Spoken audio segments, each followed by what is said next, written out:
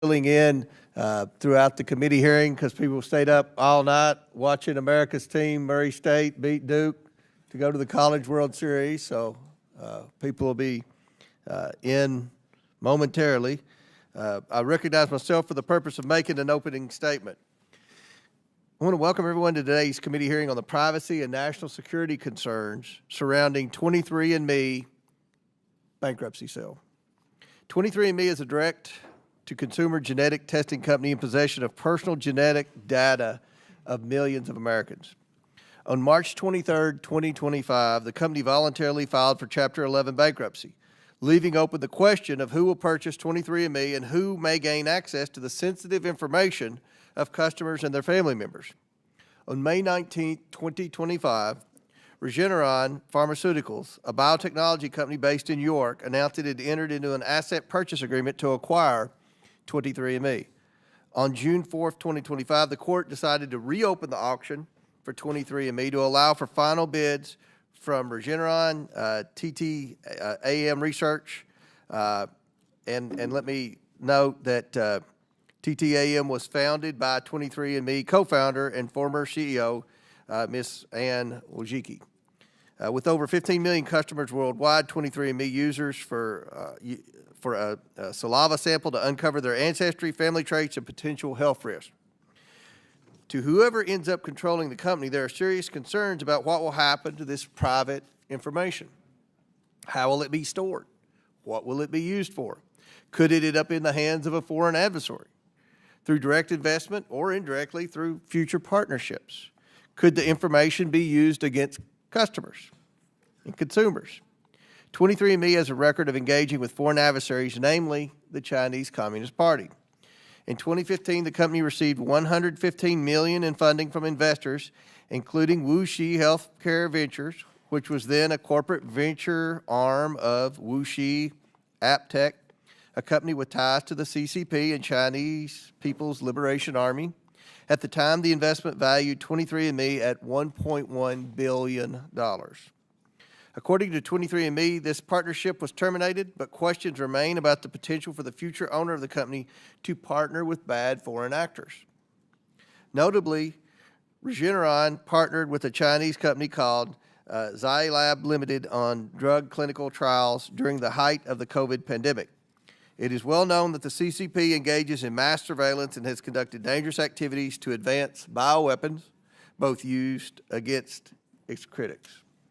In fact, 23andMe was hacked in 2023, exposing personal information from nearly 7 million profiles, mostly targeting Jewish and Chinese customers.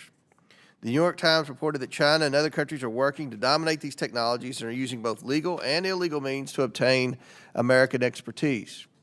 The CCP has a history of misusing genetic data, including DNA tests, to track Uyghur Muslims. National security concerns about 23andMe are not new. In December 2019, the U.S. Department of Defense advised members of the military not to use consumer DNA kits, saying the information collected by private companies could pose a security risk. A DoD memo warned that consumers' DNA kits pose personal and operational risk to service members and raised concerns about outside parties using genetic data for mass surveillance and unauthorized tracking. It is imperative that 23andMe and other companies like it ensure there is absolutely no legal or illegal way for foreign adversaries or anyone else to access, manipulate, and abuse Americans' genetic data to advance their nefarious agendas. Potential harm for consumers does not come solely from hostile foreign actors. Disclosures of individuals' genetic data could also be used for assessing higher insurance premium, restrictions on credit extensions by financial institutions, and targeted advertising based on predisposition to specific medical conditions. All of this raises concerns about whether Congress needs to take action to ensure safety of Americans' personal genetic data. Given these serious risks, I look forward to hearing from the co-founder, former CEO and current board member of 23andMe, who is bidding in the bankruptcy sale, Ms. Ann Wojcicki, and interim CEO, Mr. Joseph Selsavage. As previously discussed with the witnesses, the committee is aware of some court-mandated restrictions on public disclosure of specific aspects of the ongoing bankruptcy proceedings.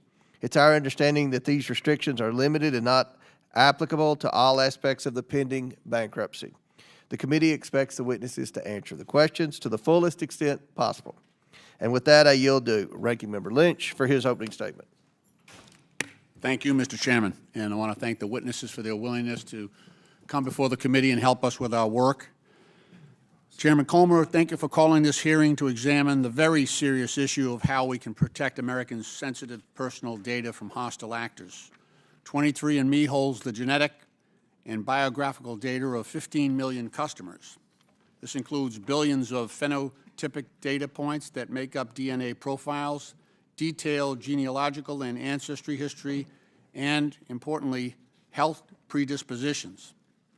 While healthcare providers and insurance companies must follow federal laws like the Health Insurance Portability and Accountability Act, or HIPAA, which protects patient-sensitive data from unauthorized sharing, direct-to-consumer companies like 23andMe operate with minimal oversight and regulation.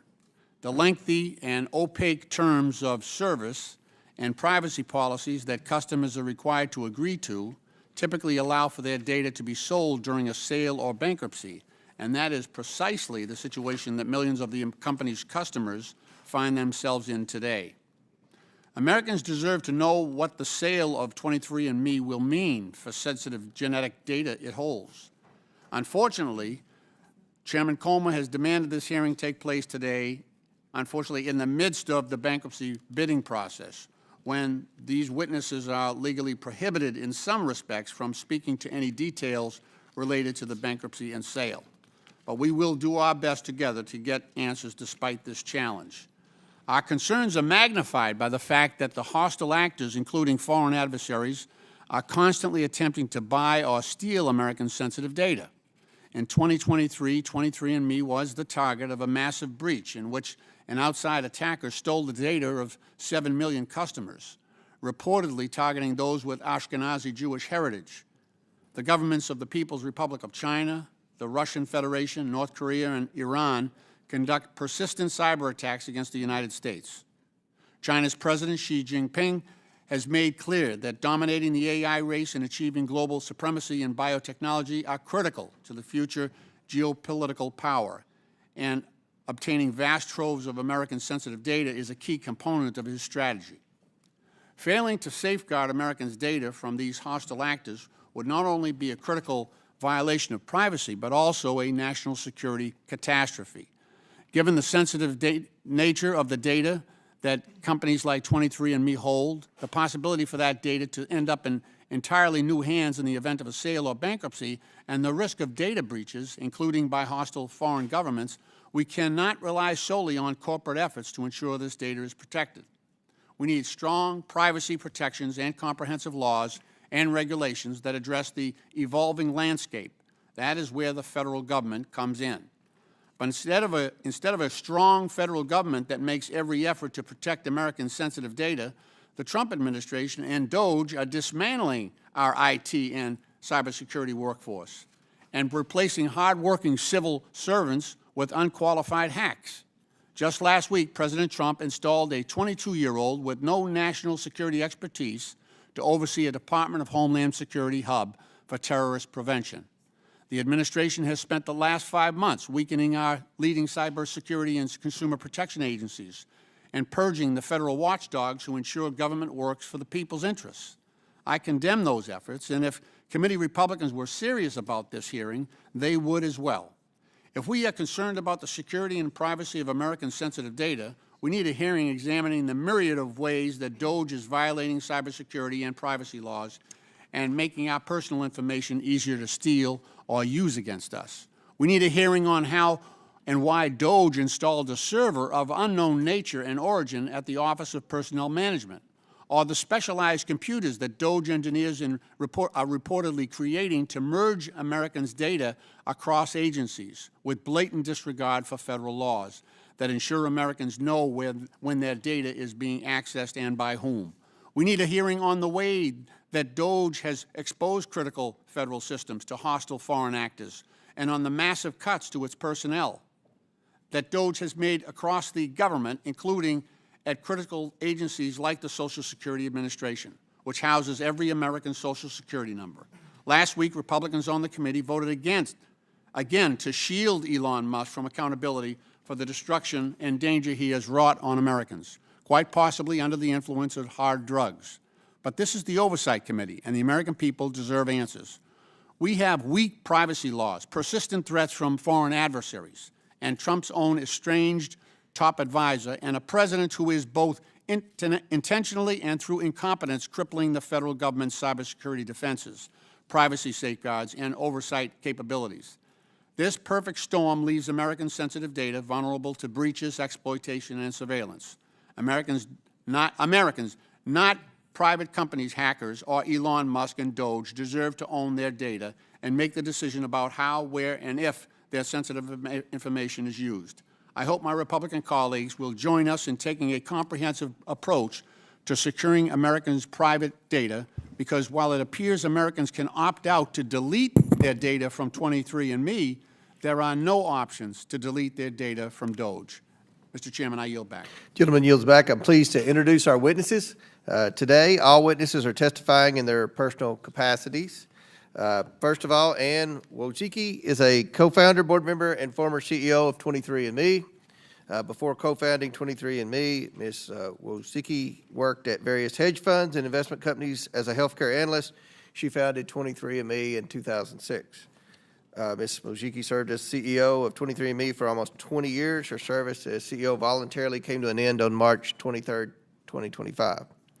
Joe Selsavage is the current interim CEO of 23andMe as of March 23, 2025. He began working for 23andMe in November 2021 after the company was acquired by Lemonade Health. He served as 23andMe's chief financial officer, as he has over 25 years of accounting and finance experience. He formerly worked as a consultant and chief financial officer for various companies. 23andMe's board chose Mr. Selsavage to serve as interim CEO after Ms. Wojcicki voluntarily resigned her resignation and 23andMe's simultaneous bankruptcy announcement on March 23rd. Dr. Margaret, who is the professor and professor of law at the director of Digital Democracy Lab at William & Mary Law School. She previously served as special policy counsel in the Civil Rights Division of the U.S. Department of Justice. Pursuant to Committee Rule 9G, the witnesses will please stand and raise their right hands.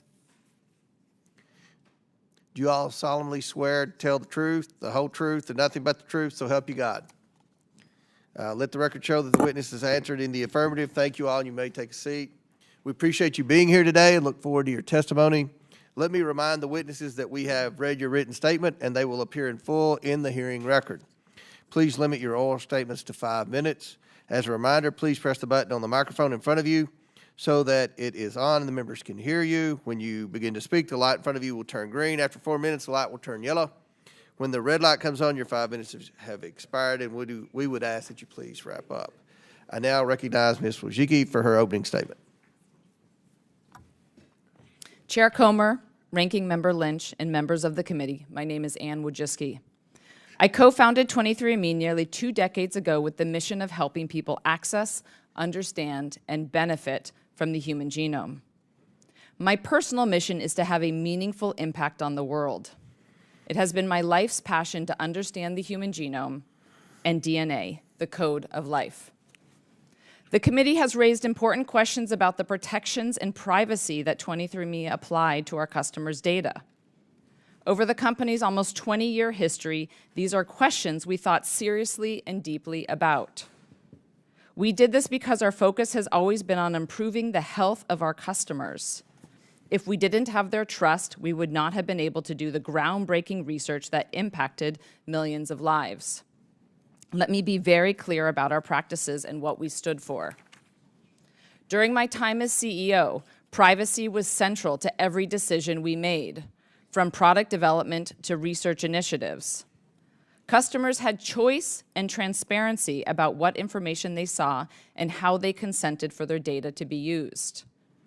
Customers were required to give explicit consent before their anonymized data was used for any research purpose, and over 80% of our customers made the choice to opt in. We never provided information to any third party without the customer's explicit consent. With that foundation, let me turn to our mission and what we were able to accomplish for our customers. The company's mission was driven by the belief that it is an individual's right to be able to affordably access their own genetic information and to learn what it means for them. This guiding light has always been at the core of 23andMe's mission and core to my beliefs.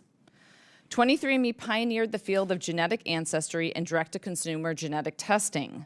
The journey of pioneering access to genetic information for individuals has not always been easy, but I am incredibly proud of the impact we have had. Over 15 million customers have learned about their ancestry, found relatives, and potentially life-saving health information. For example, over 1 million customers learned they carried a genetic variant associated with blood clotting risk, allowing them to seek care to prevent potentially fatal clots. Customers also gained information about sickle cell disease, chronic kidney disease, type 2 diabetes, and coronary artery disease. In many cases, these reports were life-saving. Hearing from customers about how their genetic information changed their lives is what drives me every single day. One recent email from a customer read, "Hi, Ann. I just wanted to share my story with you because I was diagnosed with breast cancer on June 24, 2024, at the age of 33. I had no symptoms at all, and the doctors felt no lumps. It was all because of 23andMe that I even got a mammogram, and because of that, we have caught it at an early stage.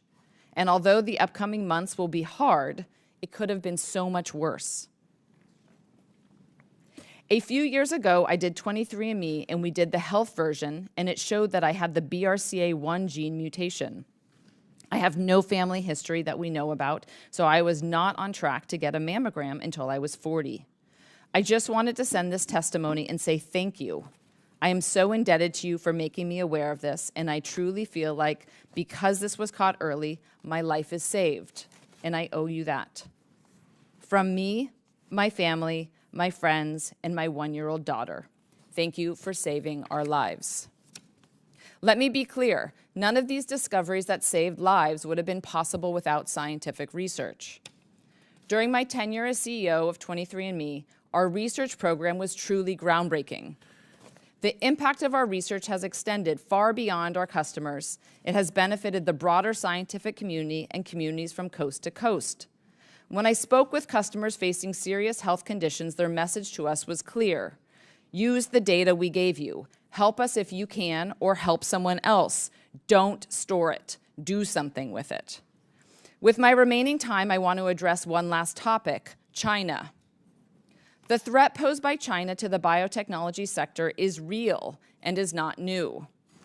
China has made massive investments in life sciences and biotechnology and is rapidly positioning itself as a global leader.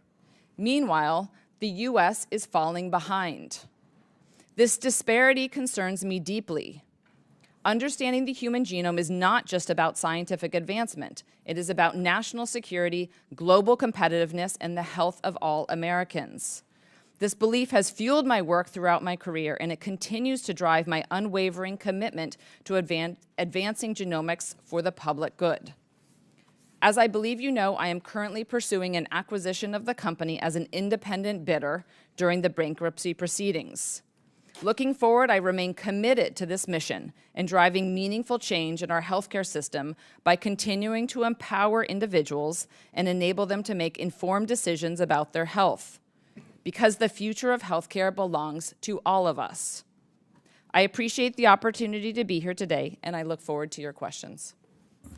Thank you very much. I now recognize Mr. Selsavage. Chairman Comer, Ranking Member Lynch, members of the committee, thank you for the opportunity to appear before you today.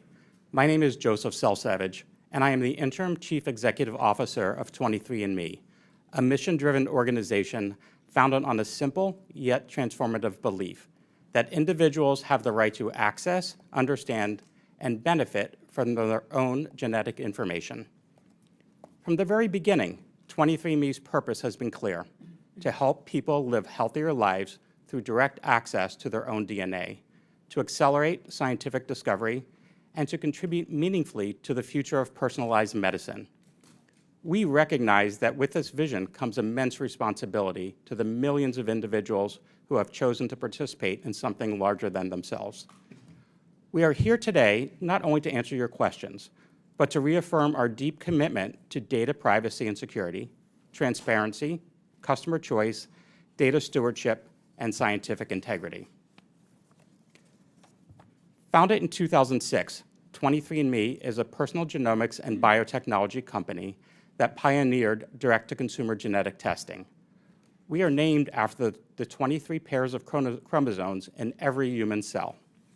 Our mission has always been to empower customers by providing access to information about their personal genetics based on the latest science, so that they can make informed decisions about their healthcare journey. Our services allow customers to gain DNA insights about their genetic risk for dozens of conditions, like type 2 diabetes, Alzheimer's disease, and certain cancers.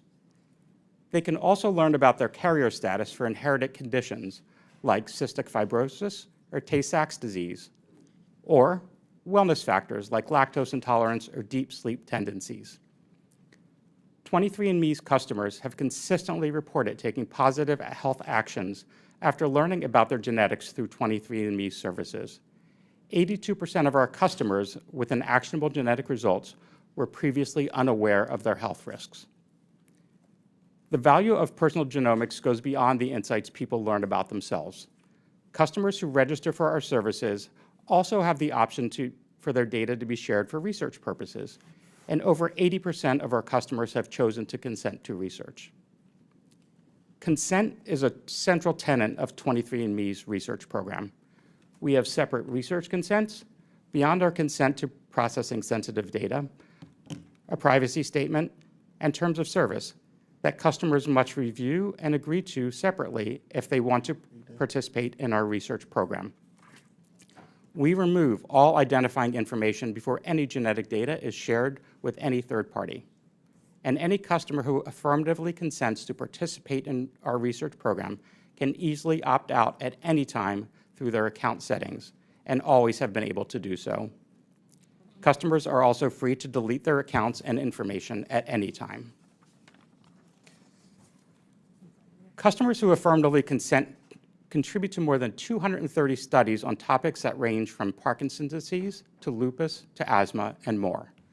We collaborate with advocacy organizations, universities, and biotech companies to bring customer opportunities to participate in research.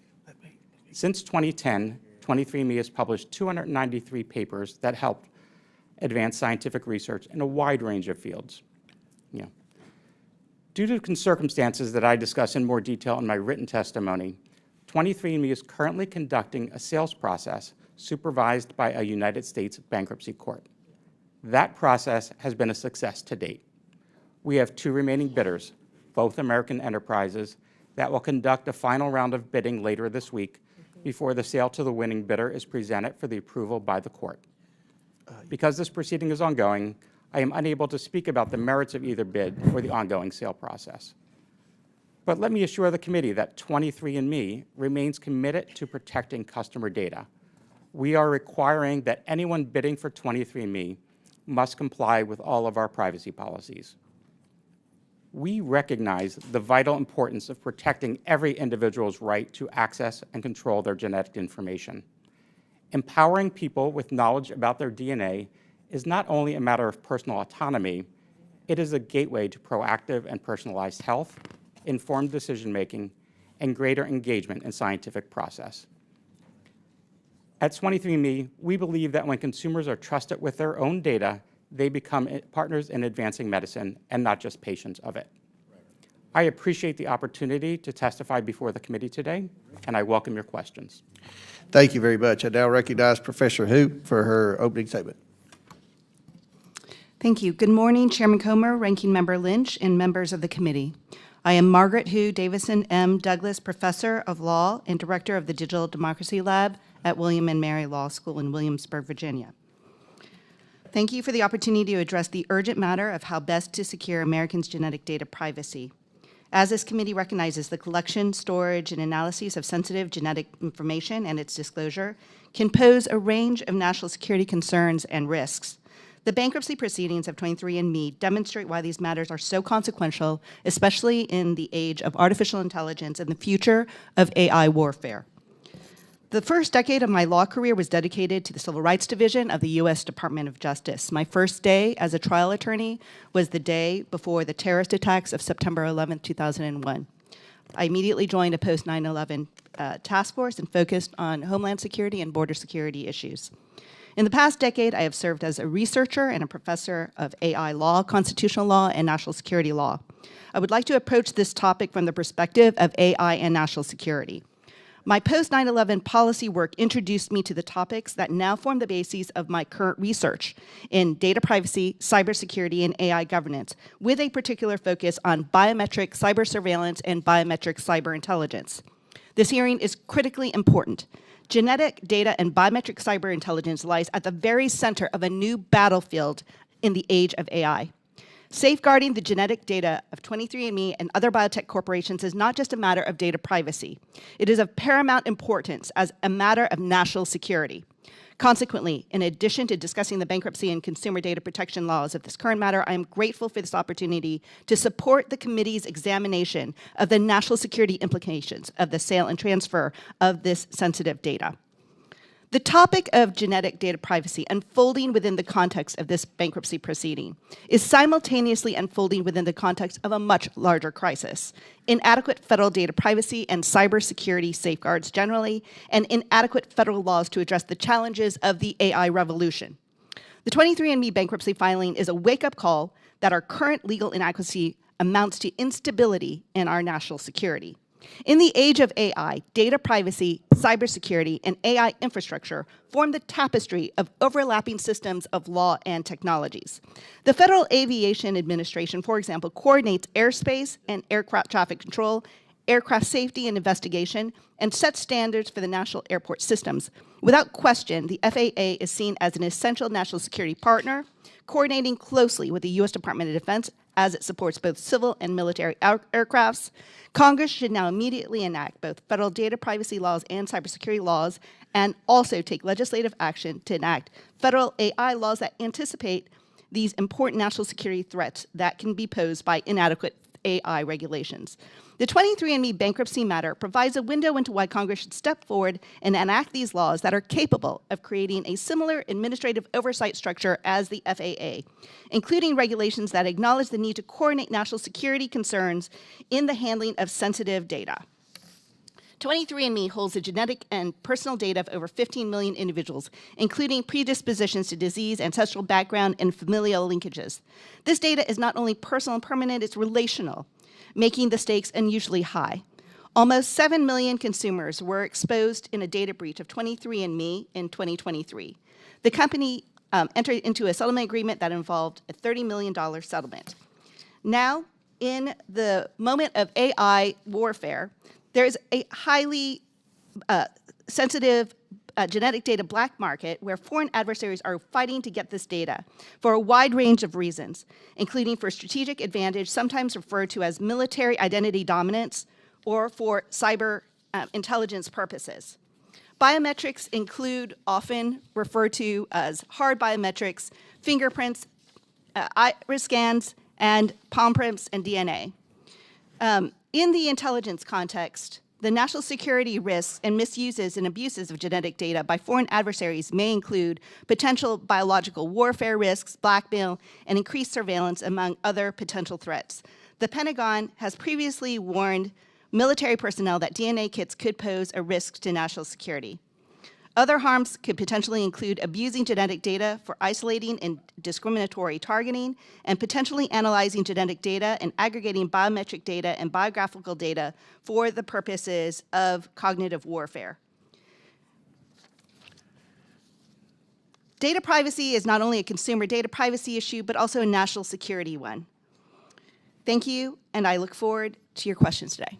Thank you very much, and we will now begin with our questions. I recognize myself for 5 minutes, and Ms. Wojcicki, I really appreciate your opening statement, and the fact that that your company can identify the potential risk for cancer and things like that. I mean, that's great. But let's talk about, our concern is the national security risk of what happens with the data and how it can be used against consumers. And we're very concerned about that because there's a precedent here where companies with Chinese influence have stolen data. So just to start off, with 23andMe, people provide a saliva sample to the company. What tests are run on the sample? I appreciate the question. The test that was run, it was actually run on a gene chip that Illumina created. So the sample was sent to, somebody takes a saliva sample, they get a tube. Okay, so what type of information did 23andMe obtain from the sample? It was about 600,000 specific markers in your genome. So markers that are known to vary between humans, known as SNPs. Okay, so are the samples tested for, they're obviously tested for genetic markers, correct? Correct. So 600,000 genetic markers. What's the purpose of testing the samples for genetic markers? Can you explain that? Yeah. The purpose for it was really twofold. It's people have the opportunity to learn about their ancestry, where they're from in the world, potentially areas that they did not know about. They have the opportunity to connect with family members, potentially, for instance, adoptees who are looking to identify, biological siblings or parents. Right. Out of curiosity, is this optional for consumers? It's completely optional because we realized there was a number of people who do not want to find additional family members and that they did not want to be identified. So it's an explicit consent where we ask people specifically, do you want to find close family members or distant? And you have the ability at any time to toggle in or to toggle out of that. It's very easy to do. So did 23andMe also track genetic markers over time in order to conduct long-term health studies? We did. So we also specifically tested on markers that are known to be predispositions for health conditions. So in my testimony, for example, I talked about the BRCA1. We specifically identified that there were a number of people who were not able to get their BRCA results because of the barriers that the insurance industry or the societies have put up. So we found actually about 20 to 30% of our customers were learning that they had potentially like a really detrimental genetic variant that put them at very high breast cancer risk, and they couldn't otherwise get that information. So you use this type of testing during COVID-19. What was the purpose of that? Well, it was the same test that we started with in 2006. It was the same test going forward. We were very consistent. What were the results? It was the same. It was the same types of results. Where did the data information from DNA swabs go once testing was complete? So we worked with LabCorp. LabCorp had been our partner for 18 years or so. So it went to LabCorp. They have a office in LA as well as in North Carolina. So did the data get uploaded to a database? Yeah, so they would then send us data files, and that data would come into 23andMe. We also upload it into, we work with Amazon, AWS, all on US servers. How was the data protected? It was encrypted from end to end. We had all kinds of ways that, again, the team thought about how it was going to be encrypted, how it was sent. It also, I should be super clear, had no identifiable information when it was sent to LabCorp or when we received it. So how long does the data stay in that database? How long? At the Forever? 23andMe database? I'm sorry? At 23andMe, you mean? Yeah. As long as Or the customer anywhere. wants. How long does the data stay in the database? As long as a customer wants. They have that opportunity to delete their data at any time. So where did the physical saliva sample go after testing is complete? The physical saliva sample would go to LabCorp, and customers had the ability to say, do I want my saliva sample stored or not stored?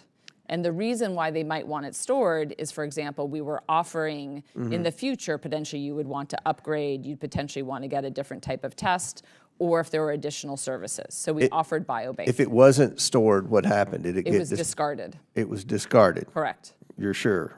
We are sure. Okay. Was it possible to run multiple tests on one sample? It was possible to run multiple tests on one sample. Okay, and last question. Under your leadership, did 23andMe scientists ever run multiple tests on a single sample? And if so, were customers notified about the additional tests? We ran additional tests potentially for the FDA submissions that we did. So in order to do validation studies, we would find customers with potentially very rare variants, and we had to do an additional type of test, sometimes called Sanger sequencing, to prove to the FDA that the results we were generating were indeed accurate. Okay. So we also, so let me also be clear, we also sometimes did additional research studies. So we would occasionally look and say, let's do whole genome analysis for additional research studies. Okay. Thank you. Chair recognizes the ranking member. Thank you, Mr. Chairman. Ms. Wojcicki, is Wojcicki, right? It's Wojcicki, correct? Yeah, we have my neighborhood. We have a Polish triangle where all the Polish families live. I look familiar. Okay. First of all, I appreciate you sharing your personal history here, and you know, I fully appreciate the value of early detection through 23andMe and other technologies as well, in terms of the value that provides for early treatment protocols for breast cancer. That's really, really, really important. I hope that's something that people get from this hearing today. But also your experience and your situation actually amplifies the need for greater privacy protections, right? On this committee back in 2015, I was a member then. We had a huge hack of the OPM servers, the Office of Personnel Management. So the massive data breach back then compromised the personal information of about 22 million people. But most importantly, that included federal employees and anyone in the federal government that was applying for a national security clearance. So think about that. Who would need in our government, who would need national security clearance, right? Those people are doing very sensitive work. So all that information went over to the Chinese. It was a Chinese threat actor. At that time, the Oversight Republicans really, I have to give them great credit. Jason Chaffetz was the chair of the committee at that point. I was just a subcommittee chair at the point, ranking member at that point. But we conducted an investigation, and they came up with 13 recommendations that the OPM system and its chief information officer should be empowered, accountable, competent, and should, quote, improve federal recruitment, training, and retention of federal cybersecurity specialists. What the Trump administration has done, though, is just done a blanket firing of some of our most talented cybersecurity experts. They've disregarded the cybersecurity and data privacy laws. DOJ is reportedly creating a master database of sensitive information across federal agencies by carrying around unsecured backpacks full of laptops, paving the way for unparalleled surveillance capabilities. So this is an extreme danger to the very systems that we want to protect. So, Professor Hu, how does firing all these IT and cybersecurity experts, does that make Americans' data safer? Thank you for that question. I think that this raises deep concerns as far as how best do we safeguard very sensitive governmental data. And as you mentioned, the leadership of this committee after the OPM hack, I think, was very important. Not only in recommending best practices for cybersecurity moving forward for the federal government, but also uncovering the ways in which the laws of this body, Congress, were not followed, and that some of those threats that created the types of issues that we saw after the OPM hack could have been avoided. And so part of what we've seen over the last 10 years is that the federal government has undertaken very serious protocols and training programs and the hiring of some of the most qualified cybersecurity officials in these agencies.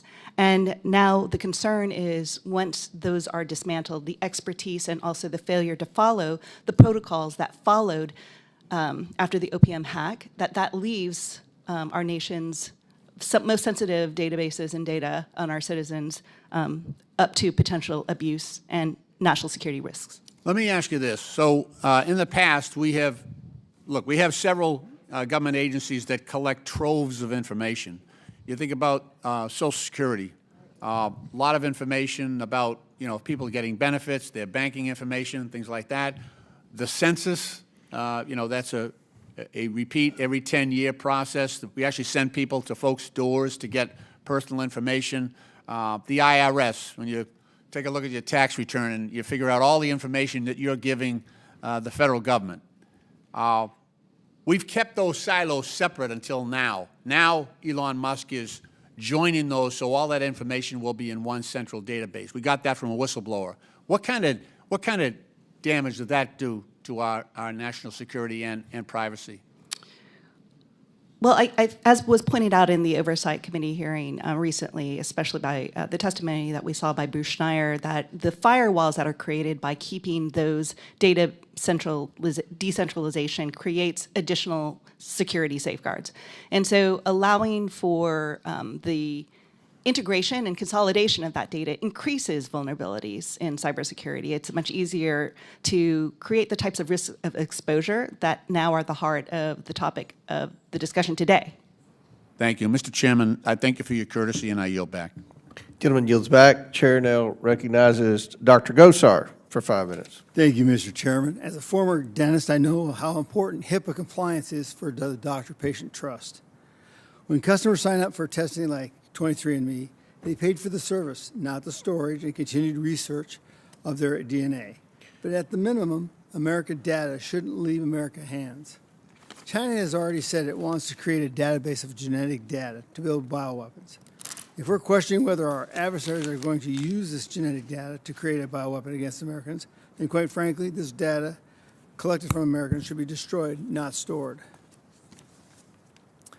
Mr. Selsavage, how does 23andMe store customers' data? Is it physical or digital, or both? Congressman, it's both. I mean, 23andMe stores the digital data, and as Ms. Wojcicki mentioned, and I did in my statement, security and data privacy is a top priority for the company. All of that data is stored in an encrypted format.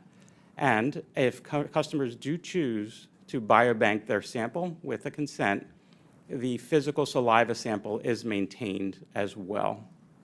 Okay, so when a customer requests our data to be erased, what kind of data is erased?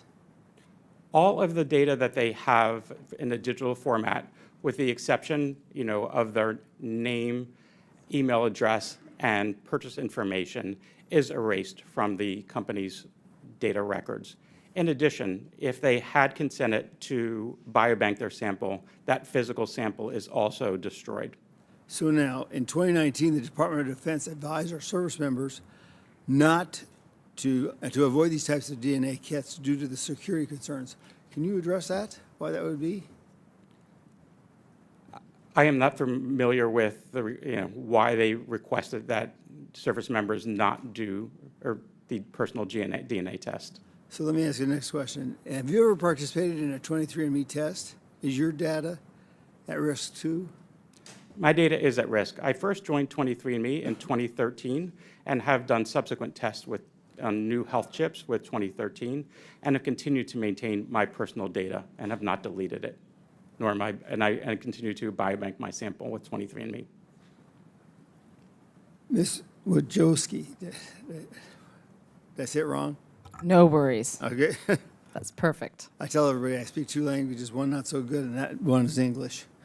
As a former CEO and board member of 23andMe, do you have access to the customer's data? I do not.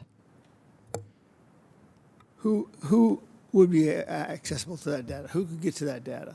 That is a great question. And as I mentioned before, privacy and data security was always top of mind when I was CEO at 23andMe.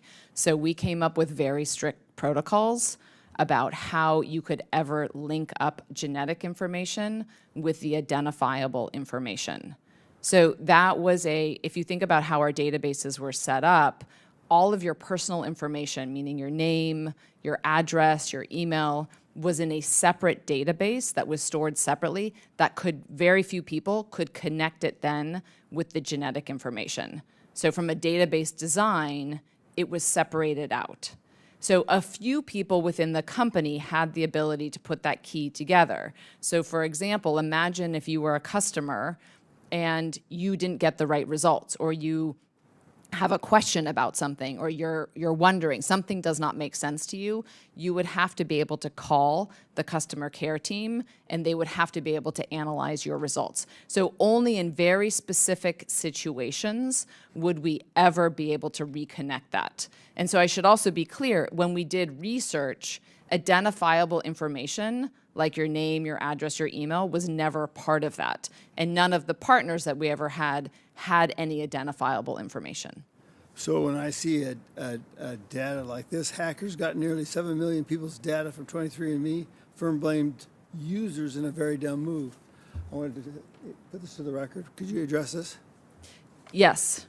So the situation that happened there, and we have said before to our customers and everything that happened, that there was a deep apology for everything that has happened here. It was a credential stuffing, so it was not actually a breach of our systems. It was credential stuffing, and what that actually means is that the threat actor found old addresses, email addresses, and passwords on the dark web, and they ran them against 23andMe, and they found a number of customers where they actually could enter into their accounts. So it was specific, it was a credential stuffing incident, and through that they were able to actually get access to their account. Since then, we've made pretty substantial changes. So in response, we immediately wanted to learn from this. So we forced all of our customers to reset their password. So every single customer had to go and reset their password. And then secondly, we had double-factor authentication, which was mandated. And we had actually had two-factor authentication for a while, but it was not mandated because it was not industry standard. Thank you, Mr. Chairman. I yield back. I recognize Ms. Norton from Washington, D.C. Thank you, Mr. Chairman. When Elon Musk joined the Trump administration, he reportedly described himself as, quote, tech support for the federal government, clad in an absurd, quote, tech support, close quote, T-shirt. Elon Musk assured President Trump's cabinet that slashing the federal workforce was necessary to save the federal government money and make it more efficient. We all saw what happened next. The so-called Department of Government Efficiency threw the government into chaos by recklessly firing federal employees regardless of their role, experience, or their value brought to the agencies. This effort has ultimately cost taxpayers more than $135 billion, according to Partnership for Public Service. The Trump administration's purge of the federal workforce is also making it harder for the government to maintain its sensitive databases and records and prevent cyber attacks. The U.S. Digital Service was the technology office in the White House that led modernization of federal technology and software systems, that is, until the Trump administration. Then Elon Musk took over and fired dozens of its employees. Another 21 IT workers resigned from the office rather than carry out the destruction Musk demanded of them. The mass resignation letter signed by these skilled engineers, data scientists, and IT professionals included a stark indictment of the Trump administration, explaining that they had been asked to take actions inconsistent with their oath to serve the American people and uphold the Constitution. I ask unanimous consent to enter this letter into the record, Mr. Chairman. Without objection, so ordered. The U.S. Digital Service is not only the only agency that has been gutted. IT personnel have been laid off across the federal government, leaving many agencies further exposed to threats. For example, the Department of Government Efficiency demanded a 50% cut in the technology division of the Social Security Administration. This division maintains the Social Security Administration's website, benefits portals, and IT systems. The Trump administration also reportedly planned to fire an additional 25% of the employees who manage the data systems at the Social Security Administration. Professor, how has the Trump administration's purge of IT and cyber professionals left the federal government more vulnerable to data intrusions? Thank you for that question, Congresswoman. I think that what we're witnessing, especially in news reports with DOJ now entering into 17 agencies and the dozens of lawsuits that have followed since the start of DOJ, is a deep concern about whether or not this falls outside the scope of what is constitutional or legal, particularly given this body. The Digital Services Office that you refer to was something that received funding and was specifically included legislatively, is my understanding, whereas DOJ is not, and that is part of the current litigation, whether or not this type of body is legal, is constitutional, and whether or not these types of actions that you describe are also outside the scope of the law, both with FISMA, for example, and the Administrative Procedure Act. So we just saw within the last couple of days, in the district court, a concern about the OPM databases and whether or not an injunction is necessary in order to stop continued access. The Trump administration's proposed 2026 IRS budget would cut a staggering $8 billion and nearly 20% of positions from fiscal 2025 levels, including 60% of the IT staff. Professor, what are the risks of making a massive cut to the IT workforce at the IRS, which holds the most sensitive financial information of every American? Thank you for that question. The attempt to consolidate the information that is so sensitive, our financial information, our tax information, our information about our health, in order to try to create that type of consolidation, increases the national security risk tremendously, as we saw from the OPM hack, for example, that you had millions of Americans' data exposed, but not only their biographic information, but their biometric information. So as a result of the 2015 hack, it was reported that 5.6 million fingerprints were also then released. So these are very serious issues, particularly with national security implications. Thank you. Thank you. Gentlelady's time's expired. Chair recognizes Dr. Fox from North Carolina. Thank you, Mr. Chairman, and thank you to our witnesses for being here. Mr. Selsavage, we all know the Chinese Communist Party, CCP, has a track record of misusing genetic data, and even the New York Times acknowledged that, quote, China uses genetic tests to track members of the Uyghurs, end quote, who are a politically disfavored minority group. This abuse can surely be perpetrated against any disfavored group whose genetic data is available. How does 23andMe prevent the genetic data, mainly from Americans, controlled by the company, from being used by the CCP or some other malign actor to track or harm Americans? Congresswoman, 23andMe puts data security and privacy at the top of the forefront of our company. All of our data is secured with top security encryption.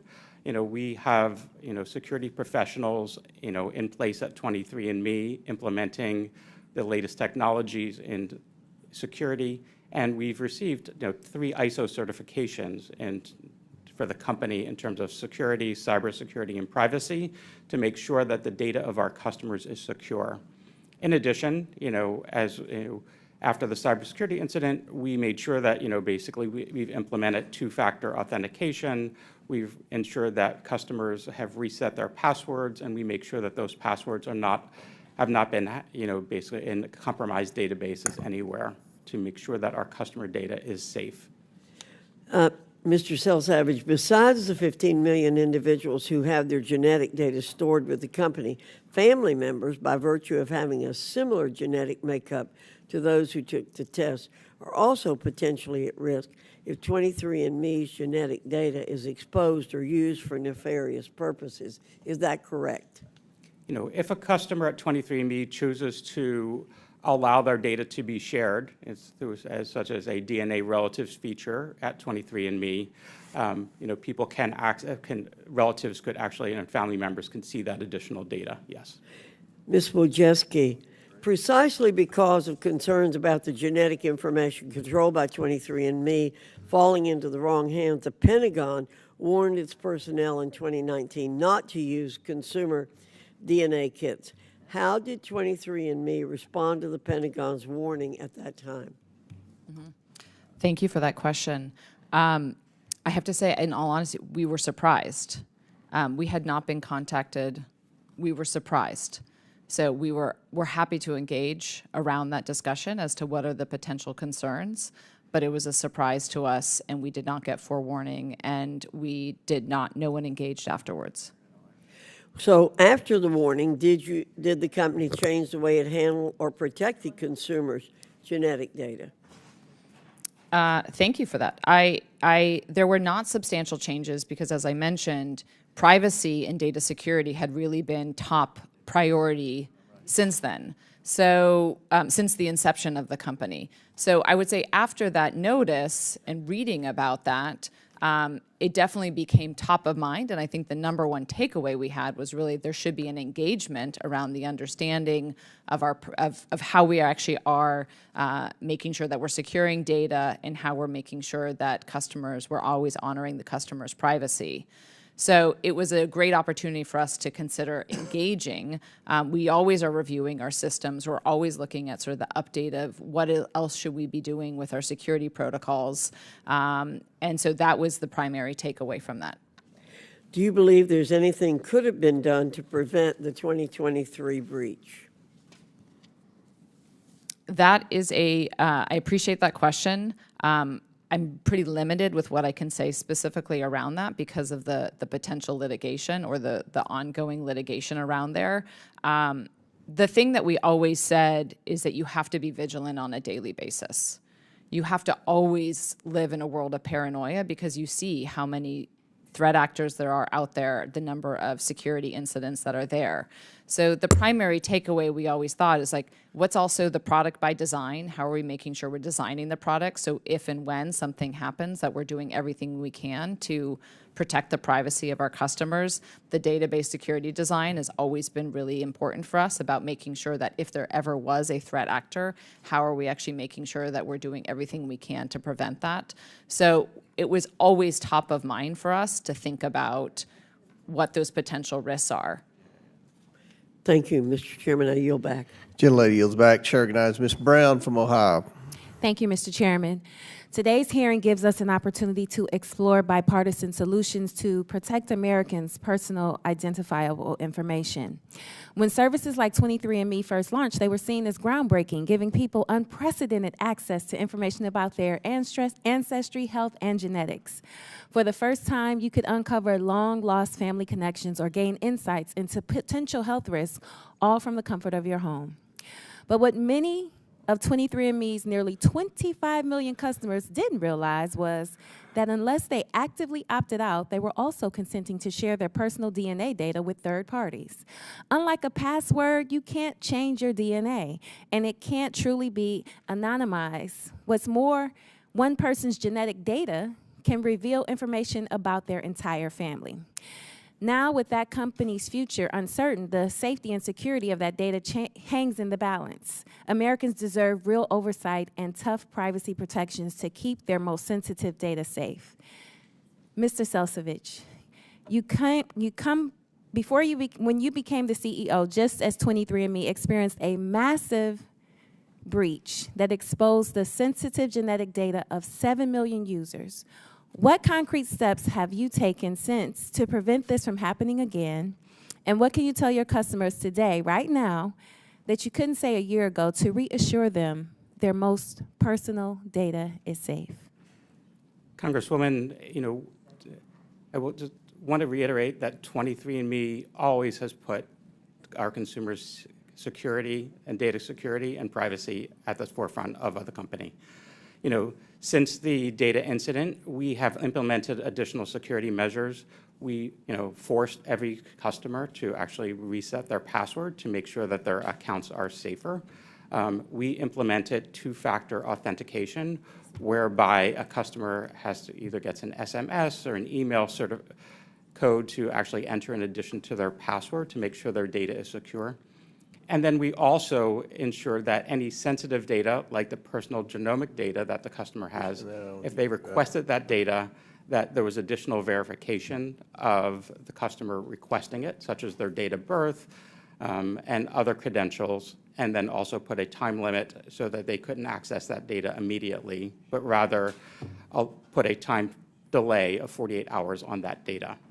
In addition, we've hired a new Chief Information Security Officer at the company and put in additional security controls.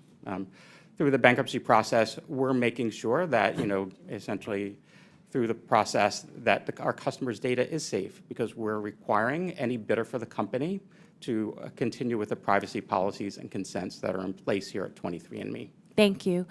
We are having this conversation at a time when foreign adversaries like China and Russia are working overtime to exploit Americans' personal data. We know that China has targeted Americans' genetic data to train their AI technologies to develop advanced medicine and even for military research. And we are facing this threat with fewer resources. The Trump administration has made massive cuts to funding and staffing at our nation's top cybersecurity agencies. We need both strong cybersecurity protections and federal privacy laws to protect Americans' data. So, Ms. Hu, as you know, there is no federal framework for how private companies handle consumer biological data. What steps should Congress take to ensure that private industries isn't putting Americans' private health and genetic data at risk, especially in the hands of our foreign adversaries?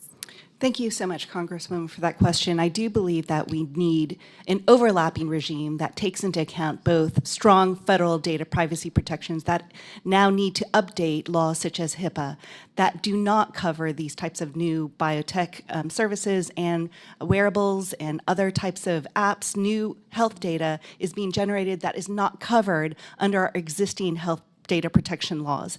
And we are increasingly faced with cybersecurity laws and data privacy laws at the state level that are now stepping in to fill the gap that is being left by Congress. But especially with AI warfare on the horizon, it's absolutely critical, and I agree with you, this is a bipartisan issue.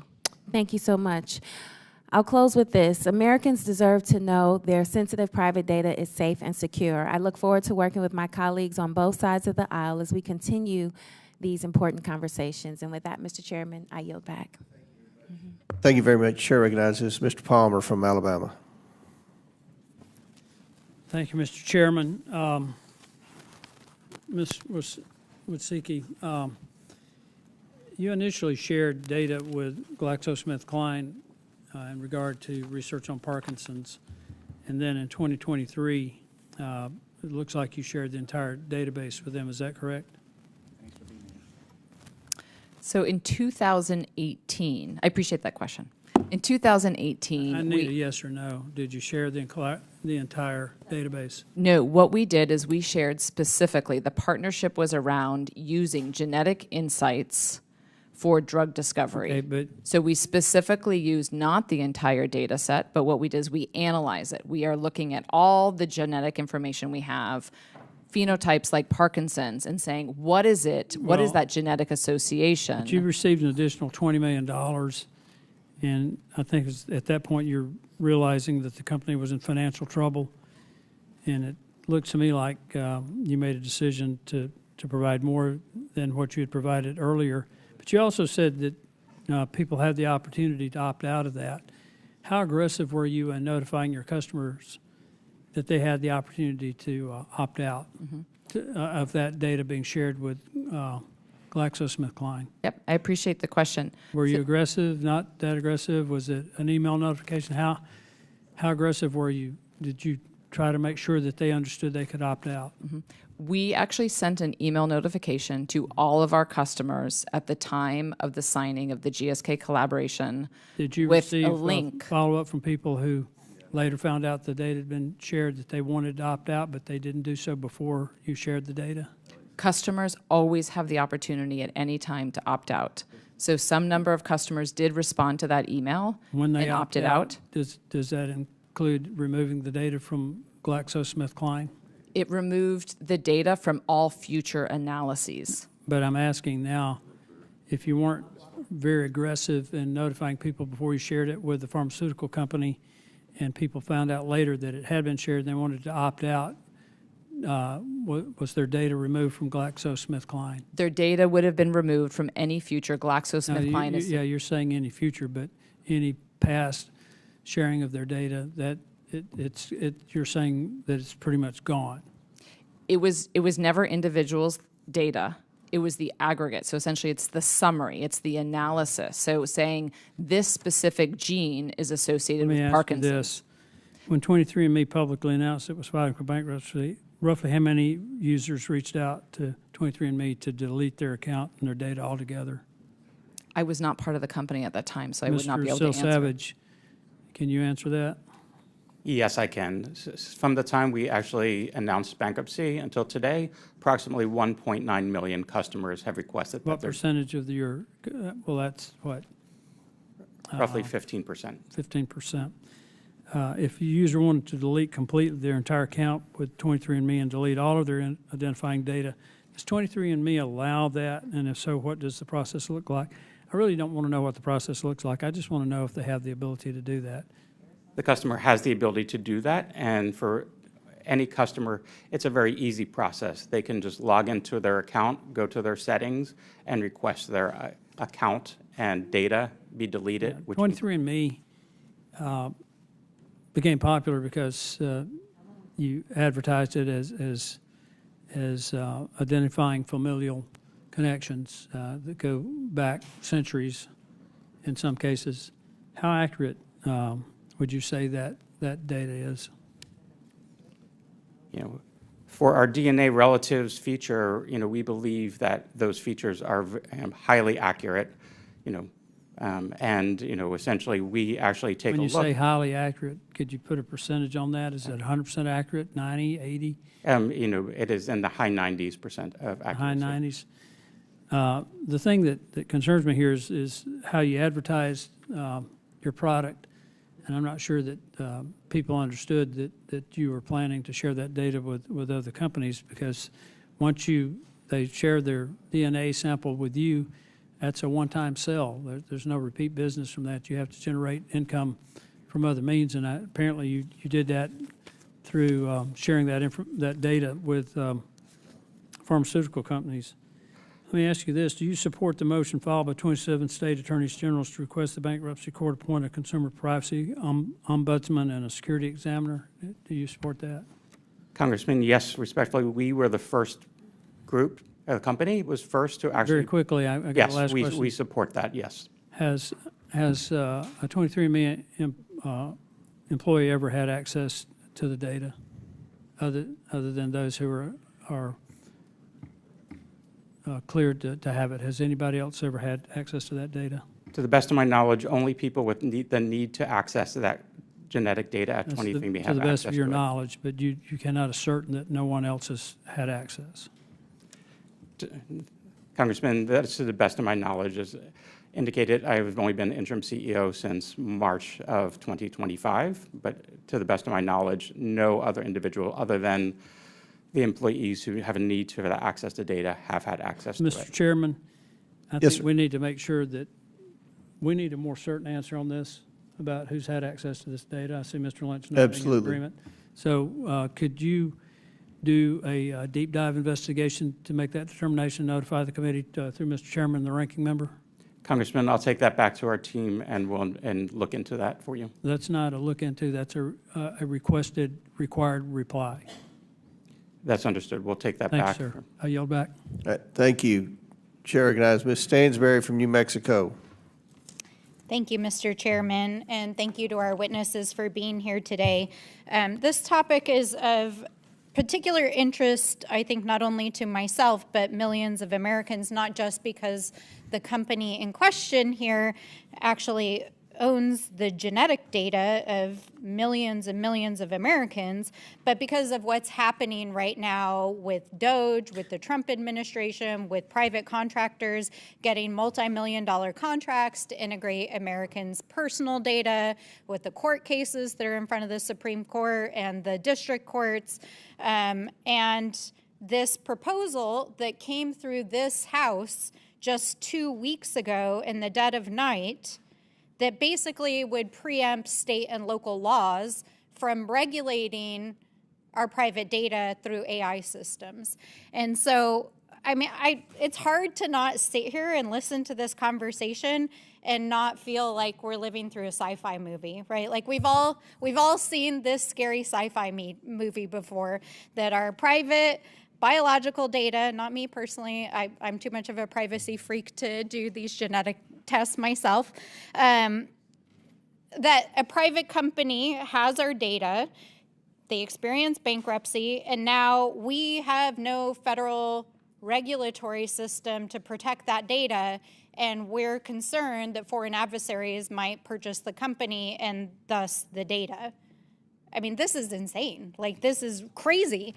And meanwhile, I completely agree. This is bipartisan in this hearing, but our colleagues across the aisle are trying to pass legislation that would deregulate and preempt data privacy and AI laws across the United States in every single state and locality for the next 10 years. That's bonkers. Like, you can't have it both ways. You can't haul a private company in before Congress to talk about their bankruptcy and the fact that they have 15 million Americans' private biological data, and you want to protect it, and then you're trying to use Congress to preempt state and local law so that we can't protect private data. Like, that is completely intellectually incongruent and dangerous for Americans. Professor Hu, I was really interested in your background because you've worked both on the DOJ side as well as on the academic side. And, you know, you've outlined some of this in your testimony, but I'm particularly interested in your background in national security and prosecuting national security cases. And if you could talk a bit more about this, like, political intersection we're seeing right now in this moment and what threats that poses for not just national security with foreign adversaries, but the potential that Americans' data could be misused by private companies here in the United States. Thank you so much, Congresswoman. I think because of the bipartisan nature of this topic, it is so critical to come together and try to advocate for the types of legal framework that we need in order to address these national security threats appropriately. And I do believe that part of the issue right now is because in an absence of congressional legislation, we are asking these corporations to come in and fill that gap. And so we're asking of companies like 23andMe, you need to have the best data privacy, the best cybersecurity possible. But what about federal law that then mandates that instead of looking to industry standards? And I am very concerned about the moratorium and the idea that in the absence of federal law that regulates comprehensively AI systems, that we would ban and bar states and localities from going forward with their attempts to try to offer some type of meaningful safeguard on these types of technologies. And so thank you very much. I do think that this is so critical for there to be true bipartisanship for this national security issue. Thank you. And, you know, one of the things I really want to emphasize, for folks who are out there watching this and concerned about data privacy, which I believe is everybody, you know, I watch my share of both liberal and conservative news, and I mean, everybody from Theo Vaughn to our colleague Marjorie Taylor Greene to myself to this side of the aisle are raising the alarm on this provision because of the significance that it has for the safety of Americans. And so I think it's really, really important that we elevate this conversation right now and understand what they're proposing in this bill, because when you read that bill, it literally not only says we would preempt state and local laws, it basically says any company even that wants to use an AI system in a locality could not be barred from accessing your data, which means that presumably a private company that does not have privacy and secured data systems could then be compelled under this preemption law to give away your data. I mean, that's dangerous. That is dangerous. So I really appreciate you all being here today, and we're going to continue to work on this issue. Thank you, Mr. Chairman. Thank you. Chair now recognizes Mr. Groffman from Wisconsin.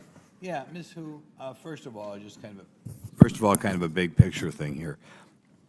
If these guys have my genetic data, why should I care?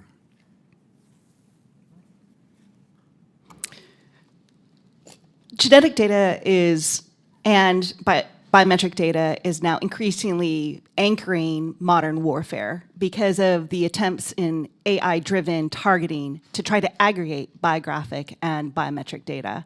And so part of what I think is misunderstood is that this is not really a consumer data privacy issue alone, that this really does map into very significantly the way in which we conduct national security strategies. Okay, so I should be afraid that if we go to war, I hope we never go to war, if we go to war and they know my genome, that they will find some way to target me. Well, it's not just an active kinetic type of warfare situation. The new battlefield of AI warfare is really engaged in cognitive security issues and also the way in which we look at manipulation, social engineering as a cybersecurity risk. Okay, give me an example. So the way in which, for example, if we go back to the OPM hack of 2015 occurred, many experts say that it was through social engineering, that the way in which the Chinese hackers got access into the OPM systems was through social engineering, some type of manipulation. And so at first that they were able to manipulate somebody within OPM to give up their passwords, and then from there able to install this type of... How would they manipulate them? Well, one of the examples given by some cybersecurity companies were the ways in which Chinese would pose, for example, as trying to present some type of alumni event from your university and to get you to click on that and then to install the malware from there. Because they have my genome? Well, the fact that the Department of Defense raised the alarm about the potential risks of it, I think, are really important for us to examine why. Why is the Department of Defense saying that this should not be something that the military should access? Okay. And I think it's... I can think of reasons that's of concern, but not exactly your reasons. I'll take it, though, for granted that we don't want to have my genome out there on the internet floating around. Mr. Selsavage, where is, if I had used this company's services in the past, where is my data kept right now? The actual data in basically this data is stored on Amazon Web Services in secure, encrypted database files. And can we assume that my data will be there after I die? It will right now, under the current law, be there forever? Your data is there, but you always have the right to delete your data at any time, and your beneficiaries and executors of your will or trust will also have the right to delete that data in the future. Does anybody call right now to have their data deleted? Yes. Since we announced bankruptcy, we've had 1.9 million customers called and requested that we delete their data, and we have done so within a reasonable time frame. How many customers called to delete their data? 1.9 called or emailed or requested their data be deleted. There was 1.9 million customers. That's kind of amazing, I think. I mean, I think it's probably a smart thing to do, but it wouldn't occur to me. Okay. Next question. Does Regeneron intend to update their policy, their privacy policy? Regeneron and TTAM Research Institute, both of the bidders under the current bankruptcy rules for the bidding process for the company, have both agreed to maintain the privacy policies and consents of the company of 23andMe in the future. So by that you mean they're not going to change anything? They're saying they're not going to change They're not going to, they said not only did they say they're not going to change anything, they also agreed to that in their contract, which is an asset purchase agreement, in writing that they would continue to maintain the policies. Mr. Wojcicki, are you aware that in 2015, 23andMe received $115 million in funding from a variety of investors, including Wojcicki Healthcare? I am aware. Okay. And you know they had ties with CCP? I have been made aware of that, yes. Okay. Did you consider this a risk at all? Or do you think, for you or in the future, anybody should care that the Chinese take over one of these companies? As I said in my statement, I am concerned about China and how China is leading in biotechnology. And I am concerned that China has been super clear that they would like to have the most genetic information, they would like to lead. So yes, I am always concerned about what China's... Do you think a company trying to take over this company should be a company the Chinese have access to? Or should they be out of the picture when it comes to a potential buyer? I do not believe that that 23andMe in this bankruptcy process should go to anyone with a Chinese tie. Thank you. Thank you. Chair recognizes Ms. Randall from Washington State.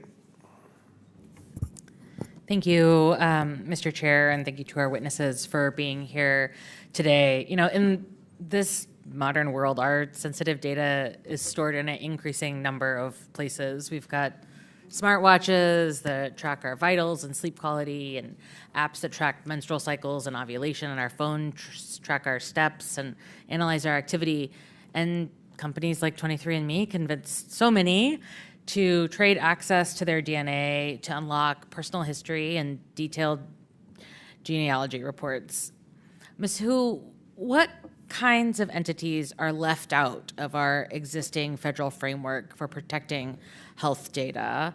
And how could we strengthen federal privacy laws so that it's not left to the states to do that privacy protection work that you mentioned earlier?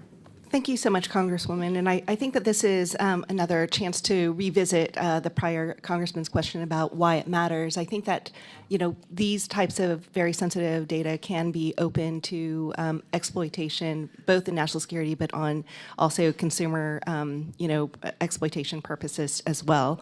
And in the absence of these comprehensive federal laws, we do see the need to have the states try to enact these laws that are operating to fill the gap that's left by HIPAA. So I think in the future, we do need to look to Congress to try to create comprehensive laws that protect against the type of data sharing, third-party use, misuses, and abuses in our wearables, in our health apps, in the way in which health data is captured through telehealth systems that might not come under the protection of federal law.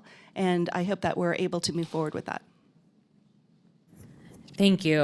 And, you know, we just level setting for folks tuning in.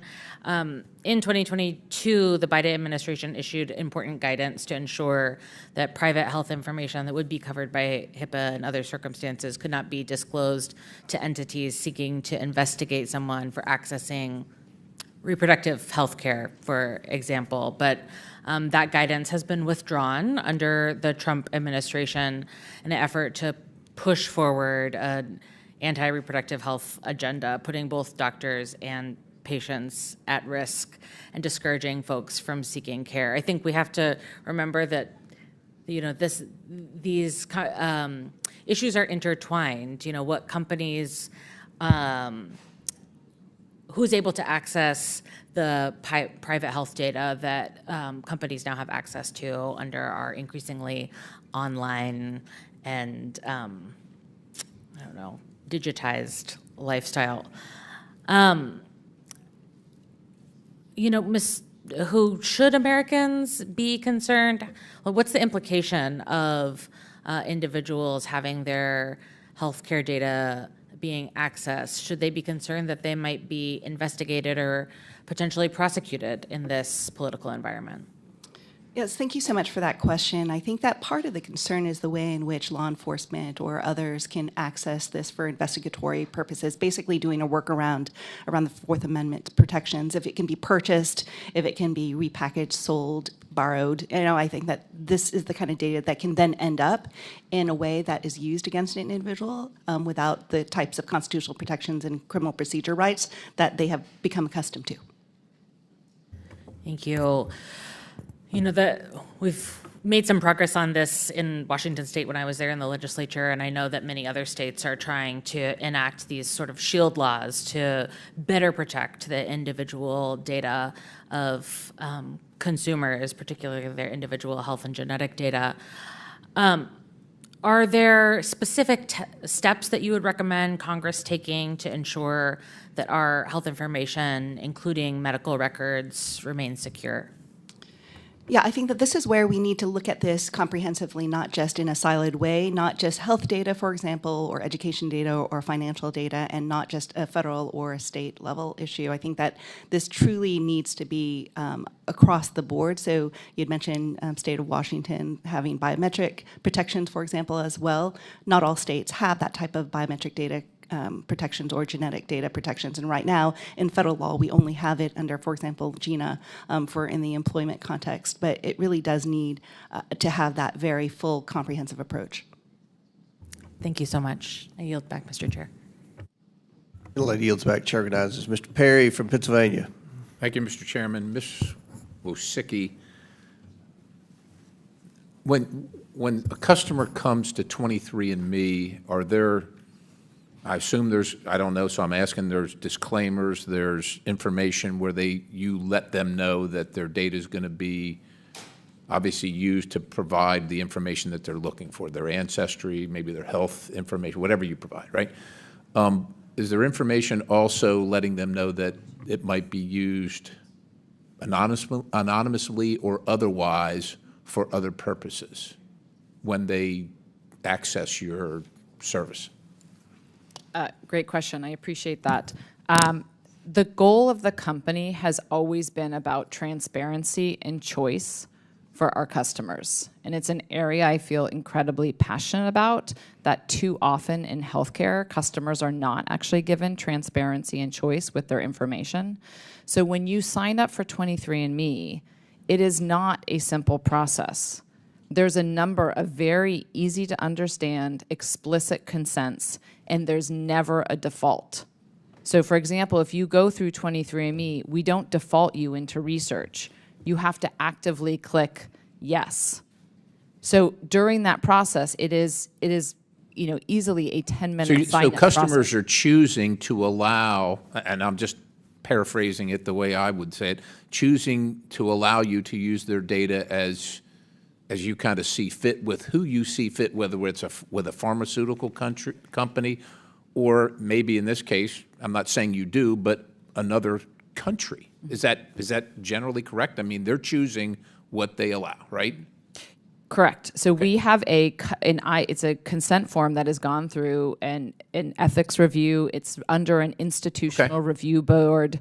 So it specifically allows us to do research, and only with qualified researchers. So when you say, and this is moving into a little bit of a different direction, I'll probably get back to that, but when the data, you said it was discarded. You used the term discarded. Does that mean destroyed or just discarded? Destroyed.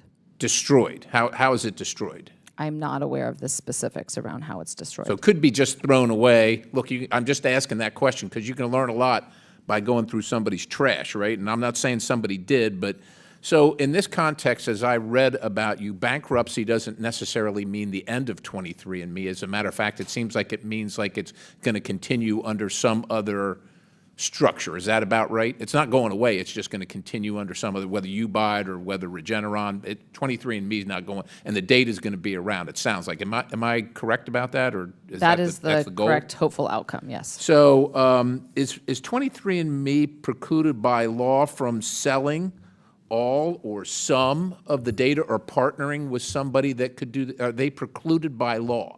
And I'm asking the question because I don't know. Mm-hmm. Are they precluded? Is your company, or the one that you started and want to have again, is it precluded by any law from using that data or partnering with somebody that could use the data any way they want? Or is there any law that stops you from doing that? I think that's a great question. I'm not an expert in all the different laws. I would like to highlight there was another genetics company that just went through Chapter 11 that was successfully just sold. But you don't know, okay, maybe you don't know of a law that precludes. Should there be? Like, should there be? And look, I'm not for, consumers and American citizens or whatever have the freedom to make choices. And if you make bad choices, like I'm not using your service, ma'am. I don't want you to know. Like, you know, I marvel at the amount of people that are concerned about the federal government's intrusion into their personal lives, but are happy to give private companies all that data. But that's their choice, and I wonder if it should be. Well, I think it should be. But what obligations do you have? So maybe the question should be, what moral or ethical obligation does a company like yours, or yours in particular, or 23andMe, maybe the better way to put it, what obligation do you have to safeguard that information from either being purchased or through partnering with somebody like the Communist Party of China or somebody affiliated with them or the People's Liberation Army? What moral and ethical obligations do you have? I think the most important thing that 23andMe can do is make sure that we're always giving people choice. And I think that the most important thing in this process is to make sure long-term that customers always have that opportunity. Yeah, I understand that, ma'am, but you're not data. answering my question. What obligation does your company or companies like yours have, knowing that this is personal information, that it might be that it could lead to national security implications and certainly personal implications that are deleterious to those who subscribe? What obligations do you have, or should you have, or a company like yours have? What obligations, moral or ethical? So I think there should be. I think that's why we're in a bankruptcy hearing where there is oversight on it and very concerned about where it is going. And that is specifically why I have put in a bid as a nonprofit entity to acquire it. I yield. Gentleman yields back. Chair recognizes Mr. Superman from Virginia. Thank you, Mr. Chair. As mentioned before, I think it was 15 million people have now signed up and used this service over the years. It's a large number, and I was one of them. I actually got it for free. I was lucky enough to get a free kit, and at the time I said, you know, what's there to lose? But I guess now, as my dad says, everything has a price, right? Nothing's free in life. And so I think a lot of people are concerned about the fact that they did this many years ago, and they're worried about what's going on with their data, and they feel like they don't have a sense of control anymore. And you know, what I'm hearing is that they do have control, though, right, in the sense that they can go online and delete their data. But when I go to the website on 23andme.com, it's not readily apparent that 23andMe is going through a bankruptcy right now. In fact, it's not anywhere on the front page of the website. You really have to dig into the website to look into. I have it up right now. And the other part is there are instructions online on how to delete your data, but even that stuff is kind of buried a little bit. You really have to look for how to delete your data. I'm actually going and doing it right now. And one of the things it does is you have to go to the settings page, but you have to scroll through the settings page, and you may almost miss it. And then you click on your 23andMe data, and then even that, it goes through a whole list of things that are happening.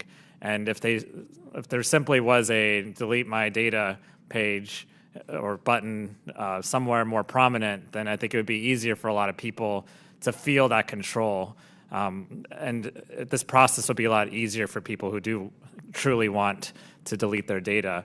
But that's not quite what's happening. The second thing is, you know, if I didn't know about this, I wasn't reading the news about what's going on, I'd also not know until maybe it's too late what's happened to my data and where it ended up. And so I guess my question, maybe this was already asked, Mr. Selsavage, if you sell the data to a third party in this bankruptcy, can they sell the data to other companies after that?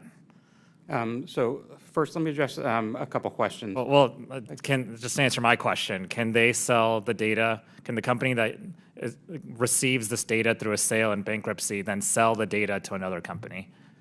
The companies that are two potential companies that are acquiring 23andMe as potential bidders are adopting and stepping into the shoes of the company and adopting the privacy policies and consents of. But they could sell, you could sell it to a company that then sells it to another third party, who then sells it to another third party, and then you end up with a situation where the genetic data is out there and multiple companies own my genetic data and the millions of people's genetic data. Is that correct?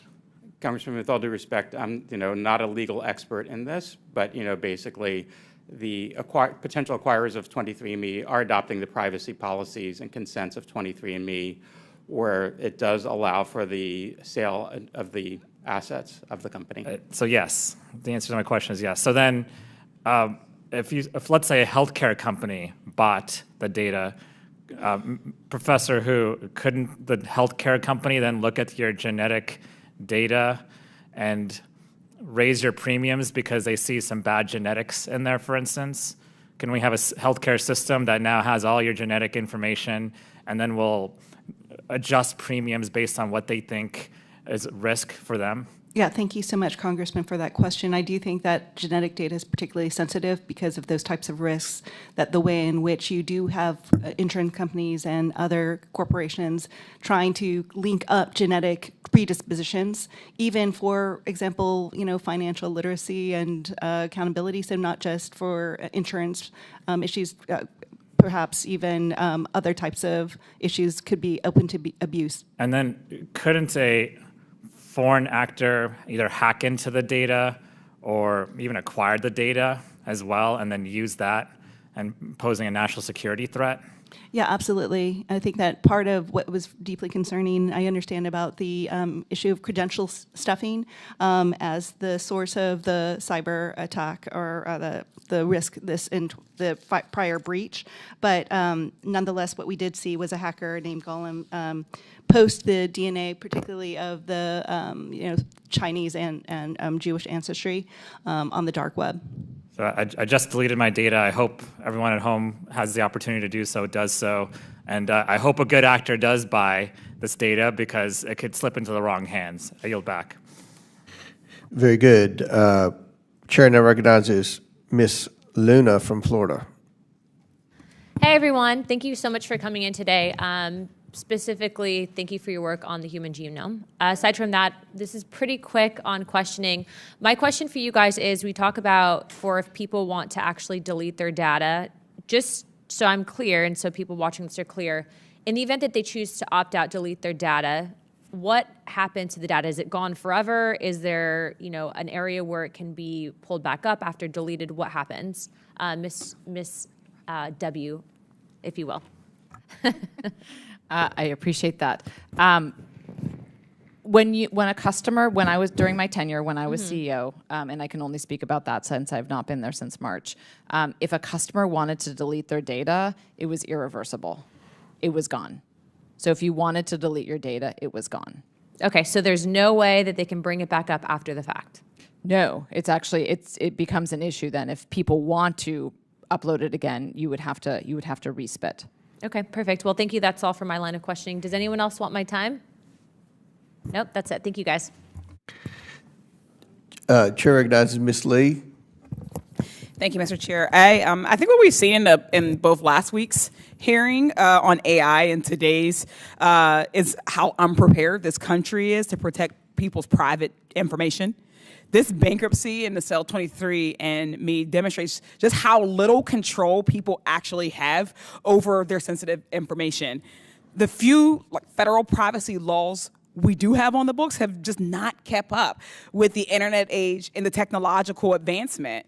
As a result, more and more of our data is just accessed by more and more interests, and it's just out there. Companies are handing over private data to the government that would normally be protected by the Fourth Amendment, for instance, and you would need a warrant to get. That includes genetic data at 23andMe. Some states have, of course, pushed for stronger consumer protections around privacy, but the data threats are not stopped by state lines. So people need protections that cover the entire country. Professor Hu, just briefly, what is your biggest concern about the gaps in privacy law that Congress ought to address through legislation? My deep concern is the way in which AI is changing, I think, the nature of data. I think that, as it's been explained before, data is to AI the way that airspace is to aircraft. And without being able to have a way in which to really protect it and secure it, I think that we're going to increasingly see abuses, misuses, and discrimination flow from that lack of regulation. Thank you. The patchwork of privacy protections in this country has created an ecosystem where data brokers and companies like 23andMe hold massive amounts of sensitive information for millions of Americans, and they can just really do what they want with it. Beyond just collection and storage of data, we should also be worried about how these companies use this data, including who has access to it. For one, law enforcement officers, there are few restrictions on law enforcement's access to DNA profiles stored in databases like 23andMe.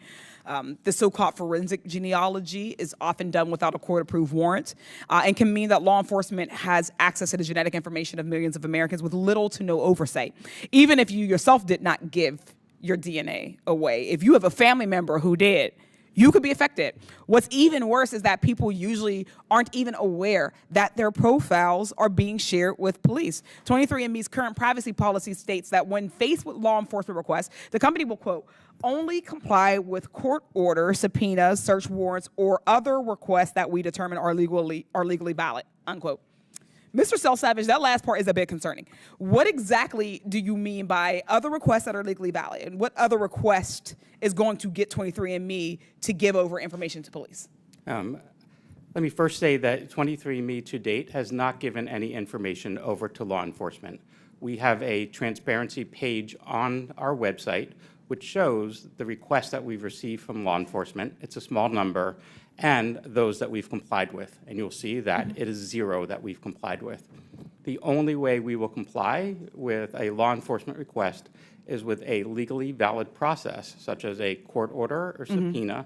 And to date, yeah, I see that. I just really specifically, just really wondering about the other requests that we determine. I get that. I get the subpoenas and the search warrant, but there is a caveat for other requests that we determine are legally valid. Can you give an example of what that might be?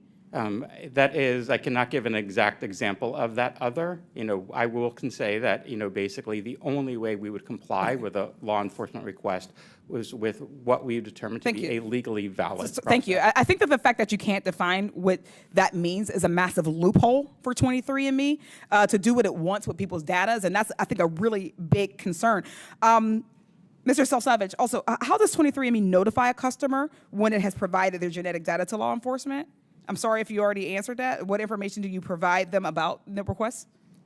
As I mentioned, to date, we have not provided any information to law enforcement. If you did, do you have an example of how, do you know what the policy would be about how you would notify them? I do not, but I can take that back to our team. Thank you. I appreciate that. I think these policies have a lot of room for improvement and that your customers deserve better, but it's at least a baseline, hopefully, of protection. Can you commit that 23andMe will not get rid of this policy regardless of who ends up owning it once the bankruptcy sale goes through? I can say that the 2 bidders for the company have both agreed, both verbally and in writing in their contracts to purchase the company, that they will step into the shoes of the company and adopt the privacy policies and other consents on a go-forward basis. God willing, I guess. It's really scary that people have to rely on the whims of private company to protect their private information. The Fourth Amendment can only protect us so much as these loopholes and workarounds need to be fixed. So I thank you all so much for your testimony today, and I yield back. Chair now recognize Mr. Burchett from Tennessee. Thank you, Mr. Chairman. I believe you're from Kentucky, neighboring state. Ms. Wojcicki, did I get that right? Close? Very close. All right. Well, nobody gets Burchett right, so don't feel like the Lone Ranger up here. Are you aware that in 2015, 23andMe received funds from a variety of investors, including Woozy Healthcare Ventures? I am aware of that. Okay. And according to 23andMe, this partnership has dissolved. Is that correct? That is correct. Do you know how much Woozy Healthcare Ventures invested in your company in 2015? They invested $10 million out of a $115 million round. Okay. Are you aware that at that time Woozy Healthcare Ventures had direct ties to the CCP and the Chinese People's Liberation Army? We were not aware. Can you explain how the partnership between Woozy Healthcare Ventures and 23andMe was dissolved? I believe that they sold their shares. It was just an investment. Well, investors, though, in a corporation do have votes on things that occur, though. They had no control. They just gave y'all $10 million with no strings attached.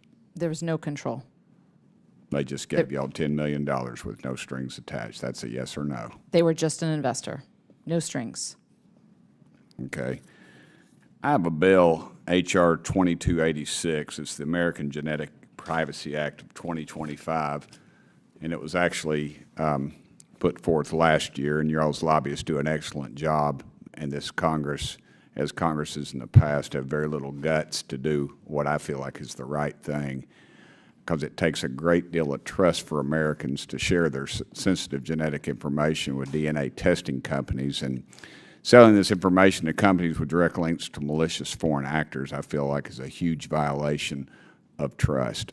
DNA testing companies must keep Americans' genetic information private so it isn't used against us by the Chinese Communist Party or any other nefarious characters. The bill that I put forth would prohibit commercial DNA testing services from disclosing this genetic information of the United States nationals to the CCP or entities affiliated with it. And if we had passed this, and it doesn't come through this committee, it's another committee, but if we had passed that, we'd be probably, the questions be a little different up here. I was made aware of a situation where supposedly the Chinese could say they collected this data that was sold to them on the market, and they could possibly create, they would do a genome, which I understand is a study of genetic information, and develop a pattern. And they could possibly develop diseases or something, a bug along that line that could, say, stop American women at childbearing ages from bearing children. And this was discussed up here, yet we have not brought forth any legislation to stop that, and that was over a year ago under a previous administration. To me, that just shows the gutless nature of Congress and of us and our greed and the power of the K Street lobbyist. I would hope that this body and the media would bring attention to this problem. To me, this is a serious breach of, it's a serious breach of ethics, but our national security, and it should go past parties and pointing fingers.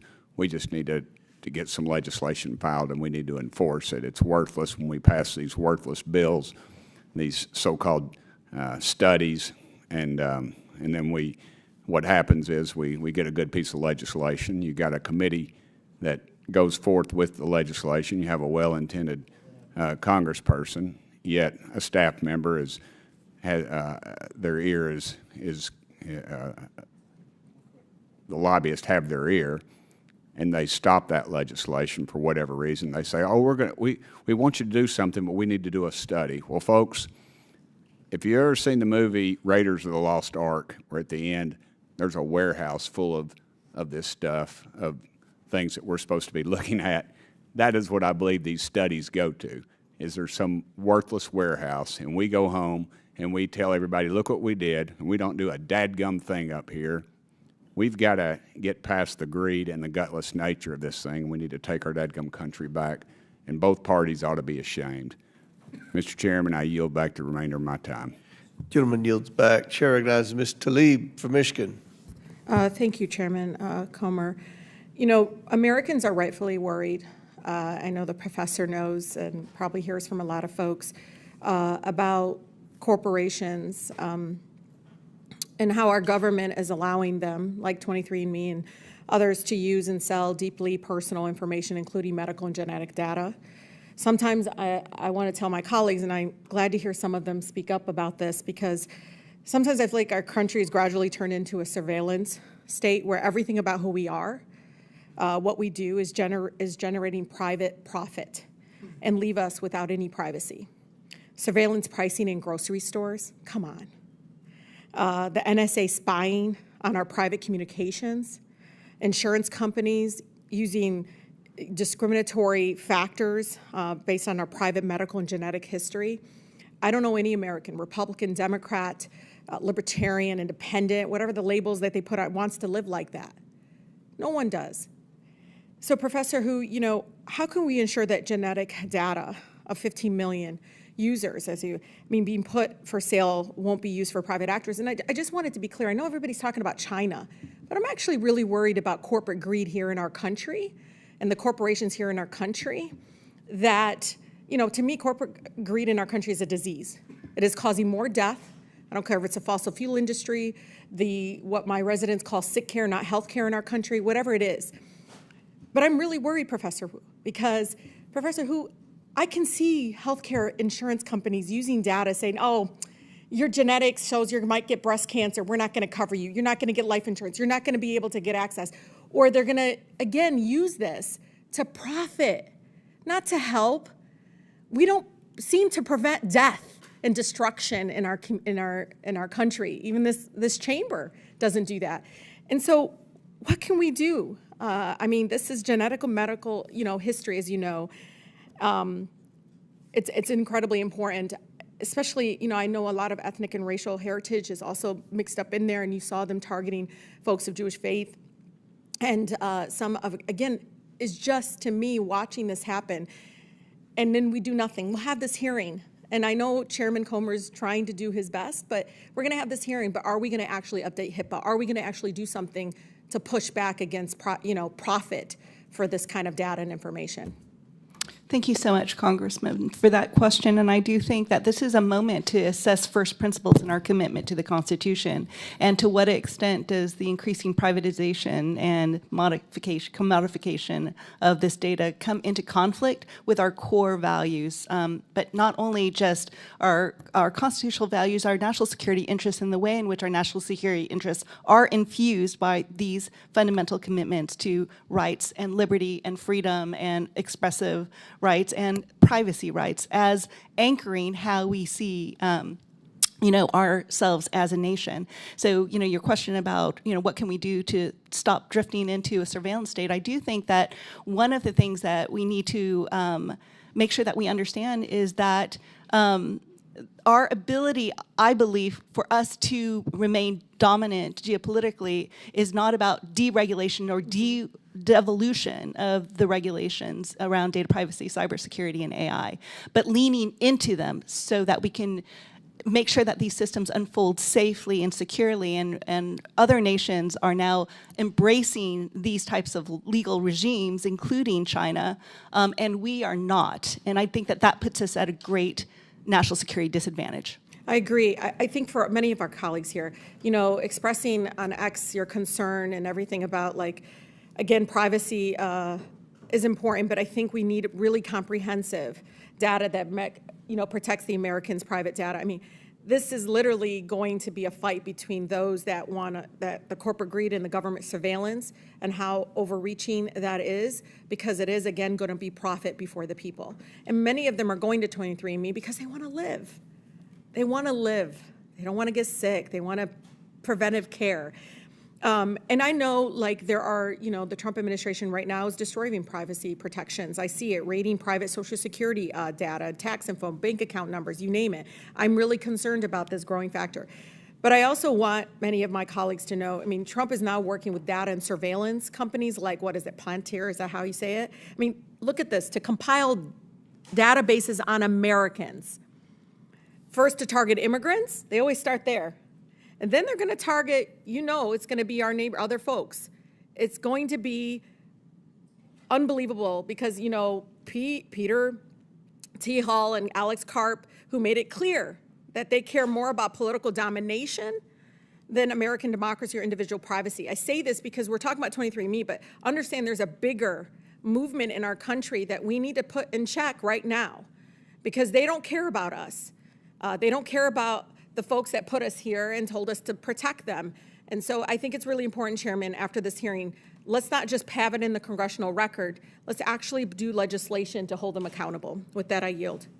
Gentlelady yields. Chair recognizes Mr. Burleson from Missouri. Thank you, Mr. Chairman. Professor Hu, it's been talked about a lot in this hearing about the potential threats and risks of a foreign actor getting access to Americans' DNA records. Can you elaborate on what is the potential risks that we are facing?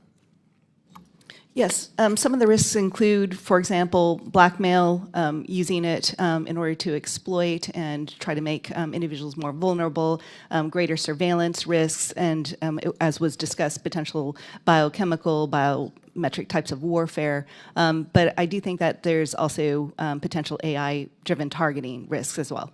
Mm-hmm. And then, this isn't new. I mean, the hospitals, providers, their electronic medical records they're attempted to be hacked all the time. Have you heard of what the street value of someone's medical record is?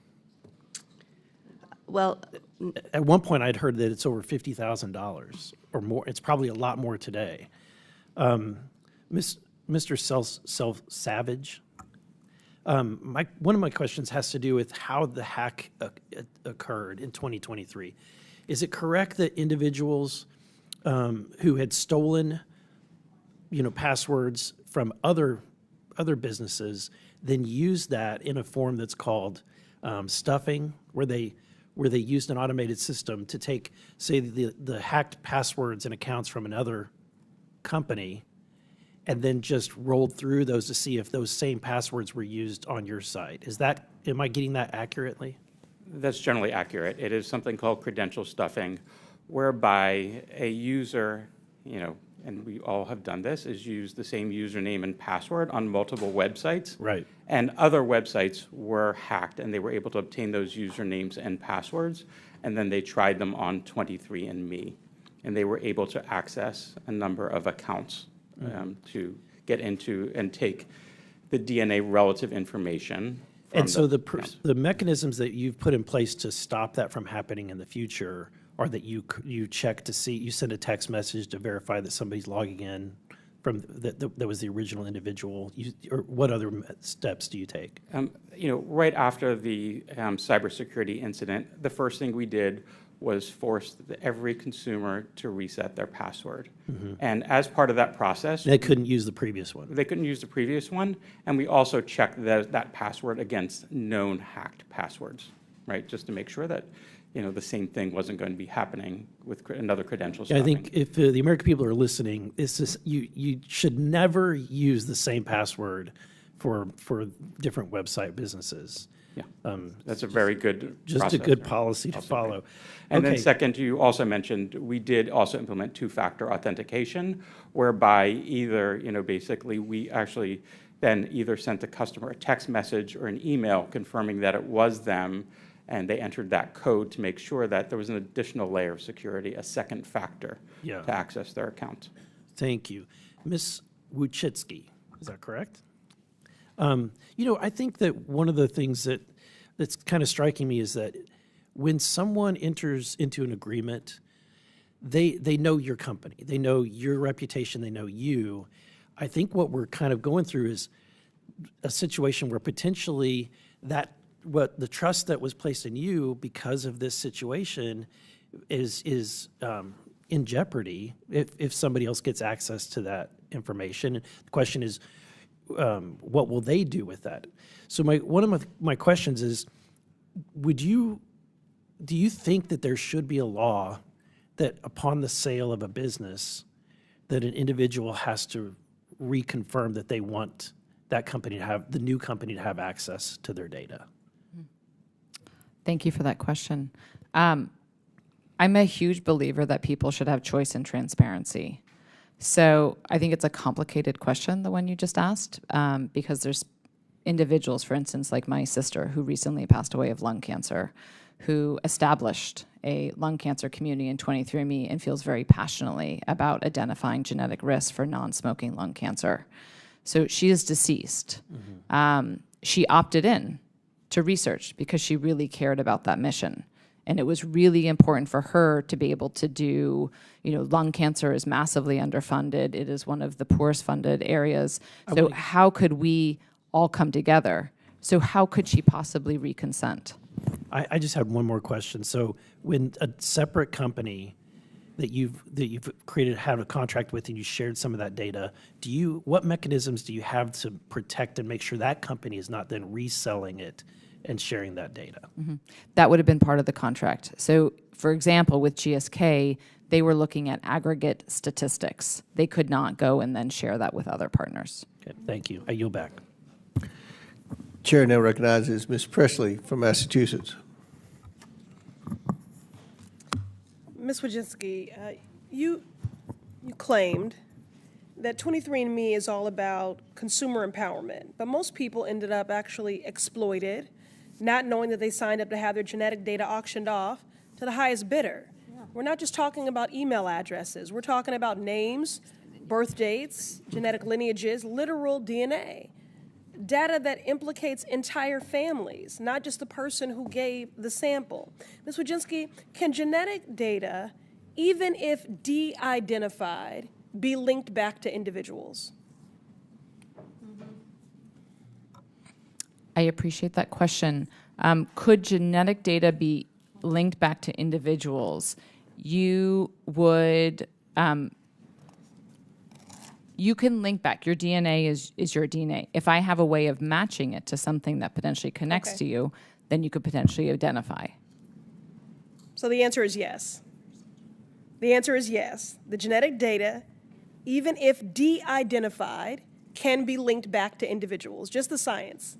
Well, no, DNA, if I had your sample, essentially if I know what your picture looks like and I see another picture, I can connect those. But just having your DNA alone, if I just went to the subway and I swabbed it and I looked at samples, I would not be able to identify who was there. Because I don't have much of it, and there's a lot of ground I need to cover here, and so I want a more direct question here. So I'm going to go to Ms. Hu.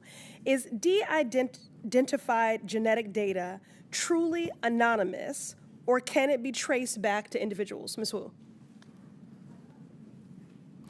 Thank you so much, Congresswoman. I'm not a scientific expert on that exactly, but there has been research on the limits of de-identification and also the risks of re-identification. All right. Fair enough, yes, it absolutely can. With just a few pieces of additional information, like zip codes, gender, or 23andMe's Find Your Relative feature, it becomes easy to re-identify people and to expose their personal health information. 23andMe's privacy agreement talks about anonymous data, but DNA can never truly be anonymous. That is the point. Now, Ms. Wojcicki, you said a limited number of customers were compromised by the data breach, but the truth of the matter is that out of the 15 million people who trusted this company, half of them, 7 million, had their data exposed. So that's not inconsequential, it's deeply consequential. And now that same data can be sold off to a for-profit pharmaceutical company, so you can understand why people are rushing to delete their accounts. But the thing is, when people have tried to log in and delete their data, they received error messages and then the website crashed. That is not okay. Your company is preventing people from deleting their information. Mr. Selsavage, it's time to put people first. Will you contact each of your customers seeking consent for 23andMe to continue holding their data? Yes or no? It should be a simple opt-in communication that you send out before any bankruptcy sale. I want to really underscore that. Congresswoman, we first have sent a notice out to all of our customers via email, notifying them of the sale, and that a second email is currently going out this week, notifying that their sale is happening. Reclaiming my time. Please just answer the question, yes or no, okay? Will you commit to contacting each of your customers seeking consent for 23andMe to continue holding their data? This should be a simple opt-in communication that you send out before any bankruptcy sale, yes or no? Congresswoman, it's not that simple. We believe we've already received that consent. Why not? These people are deserving of this, these assurances and this insurance. They're already, they've been violated in so many ways here. Ms. Wojcicki, will you amend your bid to commit to a similar consent requirement then? I don't believe I can talk extensively about my bankruptcy, about the bid, but I can say in the past, for example, when we did the GSK partnership, we proactively communicated with all customers. I know that. With that I know that. It's not good enough. It's not good enough. It is just not good enough. People trusted you with their more personal information. Show them you respect them. They do not need your apologies anymore, and they don't need your sympathy. What they need is legal protection. So if you're not able to protect the 15 million people and their families who trusted you, this company should not exist. The breach of data, the breach of civil liberties, the confusion this has caused for millions, it might just be time to give it up. I yield back. Chair now recognizes Mr. McGuire from Virginia. Thank you, Mr. Chairman. Thank you to our witnesses for being here today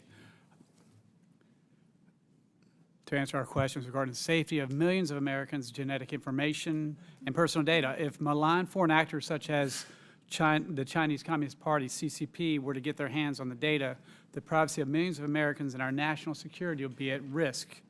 And I apologize if I don't pronounce your name right, but Ms. Wojcicki, is that right? Great. Mm-hmm. We know approximately 15 million customers have submitted their DNA samples for genetic testing to 23andMe. Do you know roughly how many of these customers are American citizens? I believe the last when I was there, it was about 85% of customers were from the U.S. Thank you.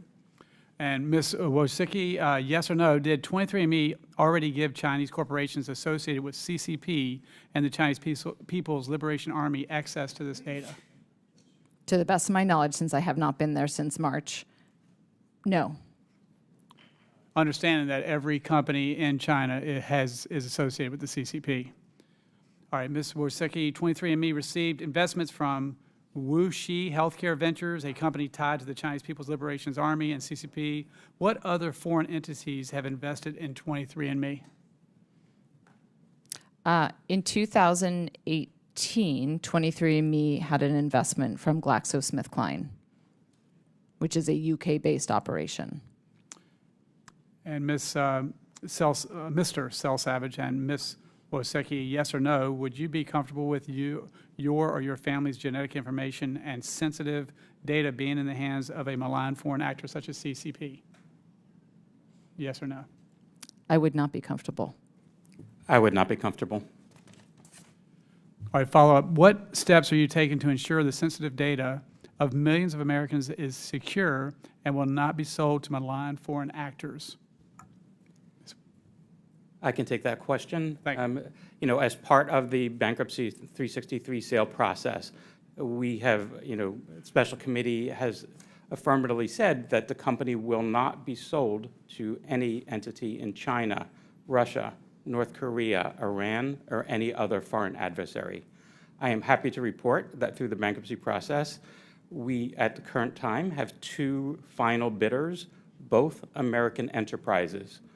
TTAM Research Institute is an American foundation, and second is Regeneron Pharmaceuticals, which is an American pharmaceutical company here as a public company.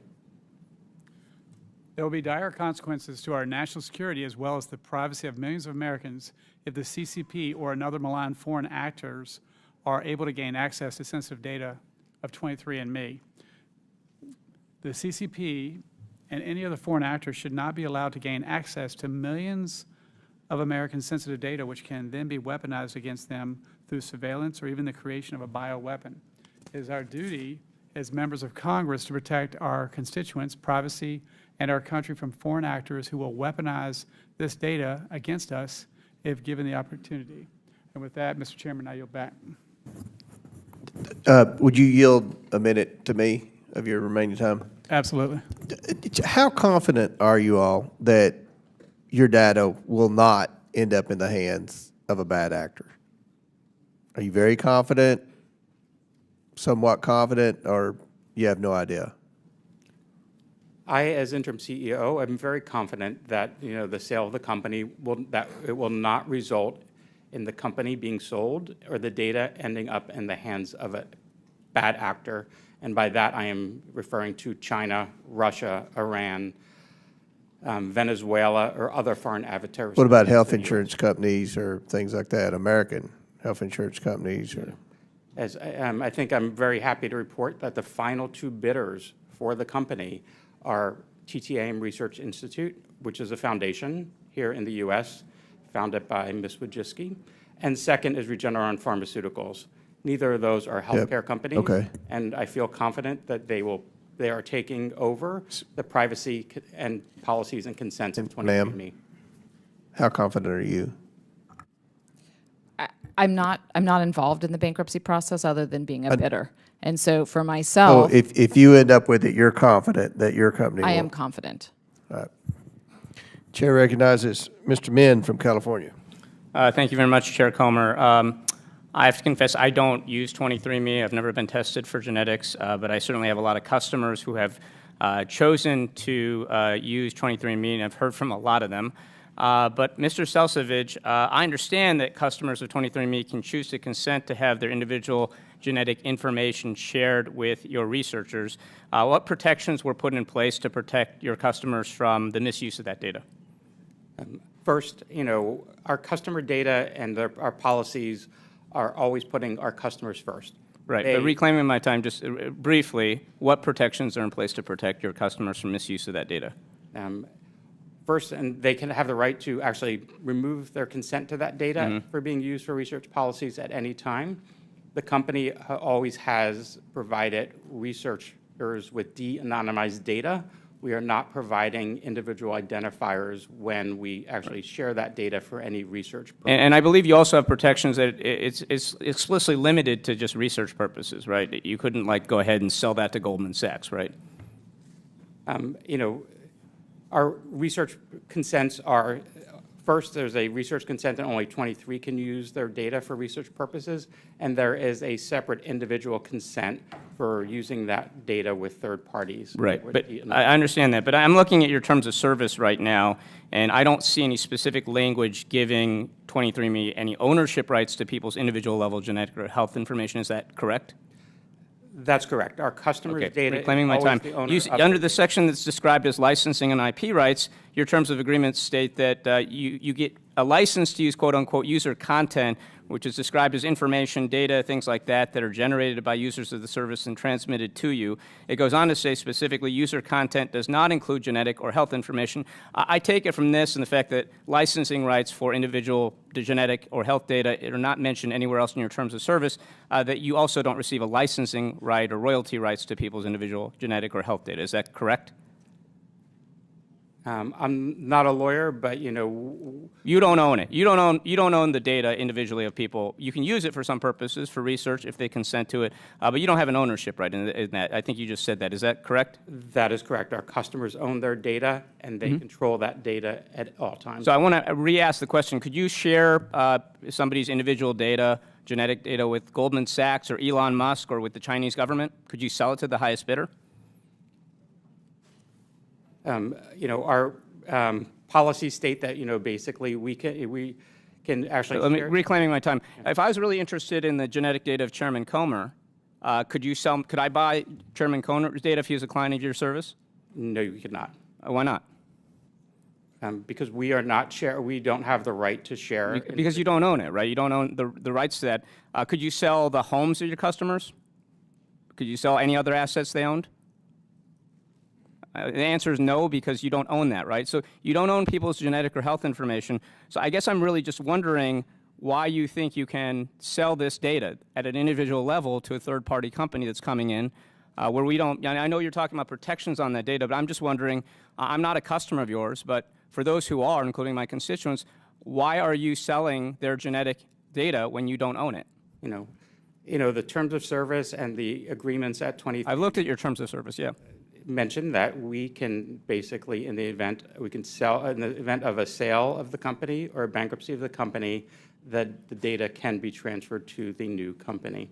Look, 23andMe, what you guys do, I think at your height, you seem like you were doing great things, but you fall into a clear regulatory gap here between HIPAA and GINA, as I think has been described. And I think this is one of those rare instances where my Republican colleagues and I we all agree on the problems that this raises. And I think it's clear that we need some kind of regulatory protection. So I guess I'm going to ask you, in the meantime, before we address this with law, I want to echo the point made by my colleague, Rep. Presley.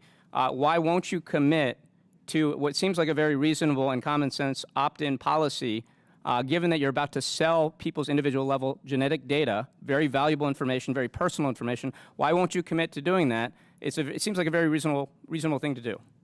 Congressman, we believe our customers have already consented to this transfer of their data through the consents that they signed up for when they signed up for the service. Second, we've provided the customers with notice of the bankruptcy and will be providing them with notice of who the company will Do you be. check every email you read? I don't. I certainly don't, and I certainly might miss an email or several emails like this. And I would just encourage you to think about an opt-in policy, because what you're describing right now is the transfer and sale of data that is very, very personal. And I personally find it very outrageous that you're not allowing people to opt into this, not giving them that right, knowing that the open rates of your emails are probably very low. With that, I yield back. Gentleman yields back. I hate to interrupt this good bipartisan hearing, but at the request of the witnesses, we're going to take a 5-minute bathroom break. When we return, Mr. Timmons will be asking questions. So pursuant to the previous order, the committee will stand in recess for 5 minutes.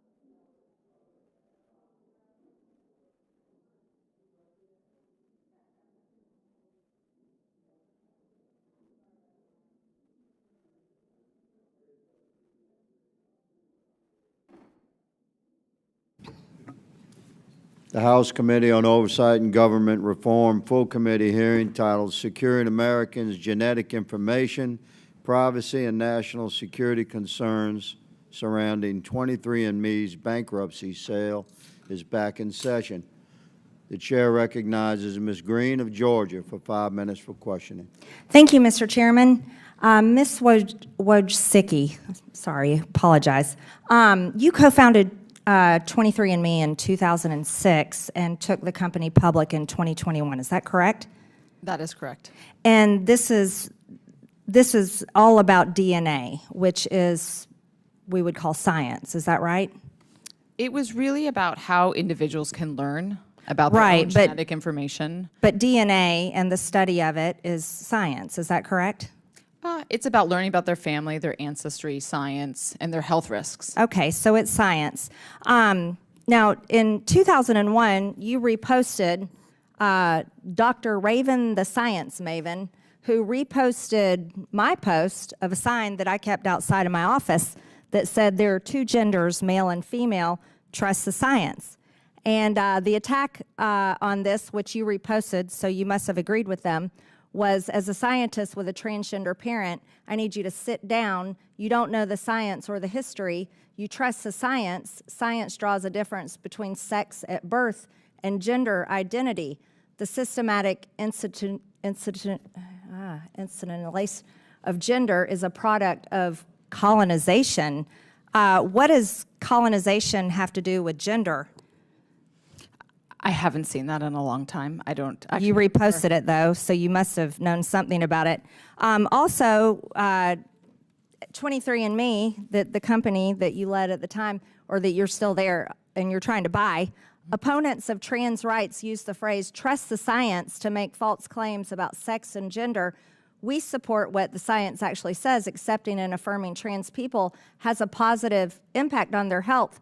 Trust the science, support trans health, which is really interesting because in DNA, it shows that there's only two sexes, two genders, male and female, and that should be something that you're you're very tied into that since you founded the company, co-founded the company, took it public, and you want to buy it again. So it's baffling that 23andMe, a company that specializes in DNA and people's very personal information and how God has designed human beings, would support and continue to support the trans ideology that this is something that can be changed. Have you ever seen any DNA or know of DNA that a biological male can give birth to a baby? No. No. So this is something that we know cannot be changed. That's scientific. That's the design of our DNA. And I don't understand, and I think most people don't understand, why 23andMe would take such a hard left political position supporting trans rights. And here's what's the really weird part about it, is it says, this is one of the many reasons why we've been working to improve our products for trans and non-binary customers. I thought your product is helping people understand their DNA, linking themselves with family trees. So I can't comprehend what kind of product 23andMe could give to people who identify themselves in some other way. That doesn't make a lot of sense. Another thing that's hard to understand is, the beauty of DNA is it's the beautiful design. It's God's design down to the finest detail, a granular level of how we're made, but it also helps people link with their family trees.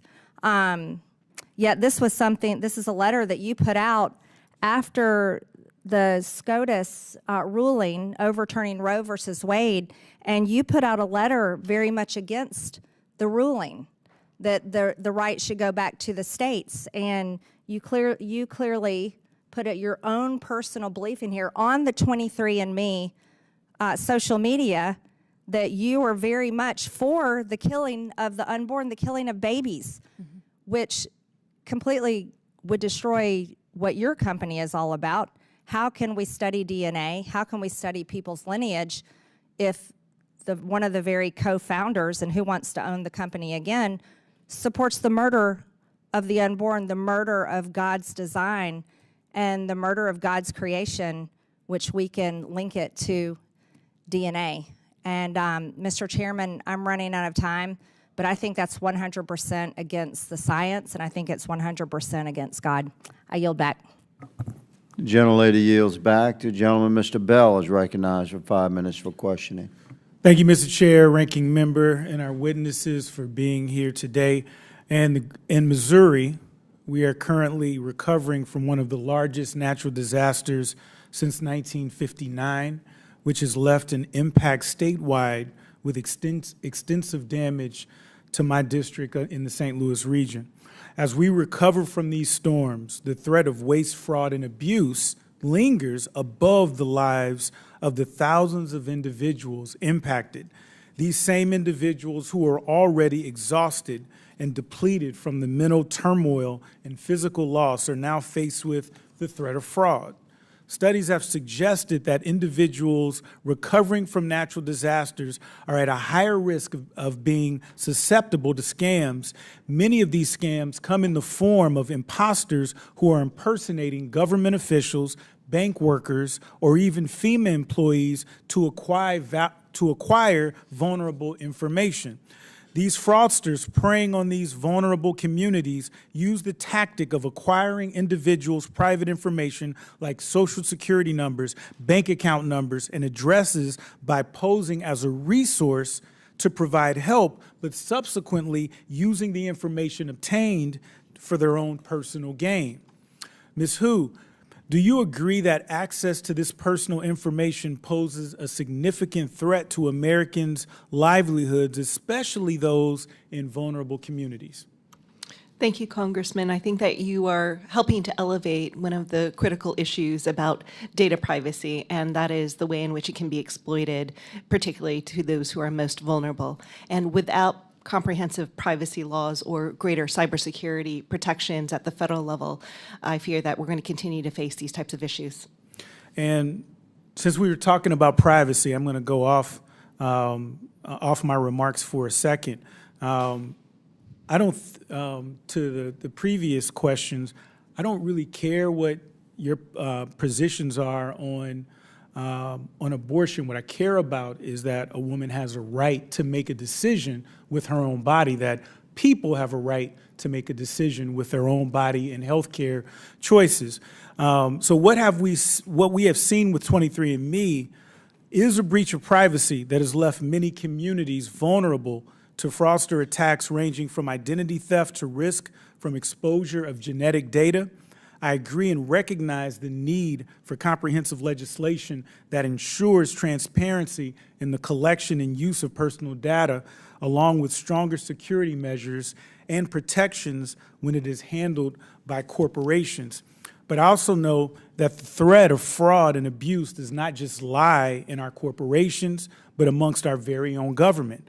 What we have been seeing over the last couple months is one of the largest fraudsters of them all, and his name is Elon Musk, who this committee refuses to bring to a hearing to question. Musk, who has scammed the American people with false promises of efficiency and elimination of waste, fraud, and abuse, has carried out the exact opposite. Musk and his Doge team, or whatever you want to call them, have ransacked multiple federal buildings under false pretenses, gathered sensitive and personal data, and vanished, leaving others to pick up the pieces and rebuild. Sounds pretty similar to the tactics of disaster frauders to me.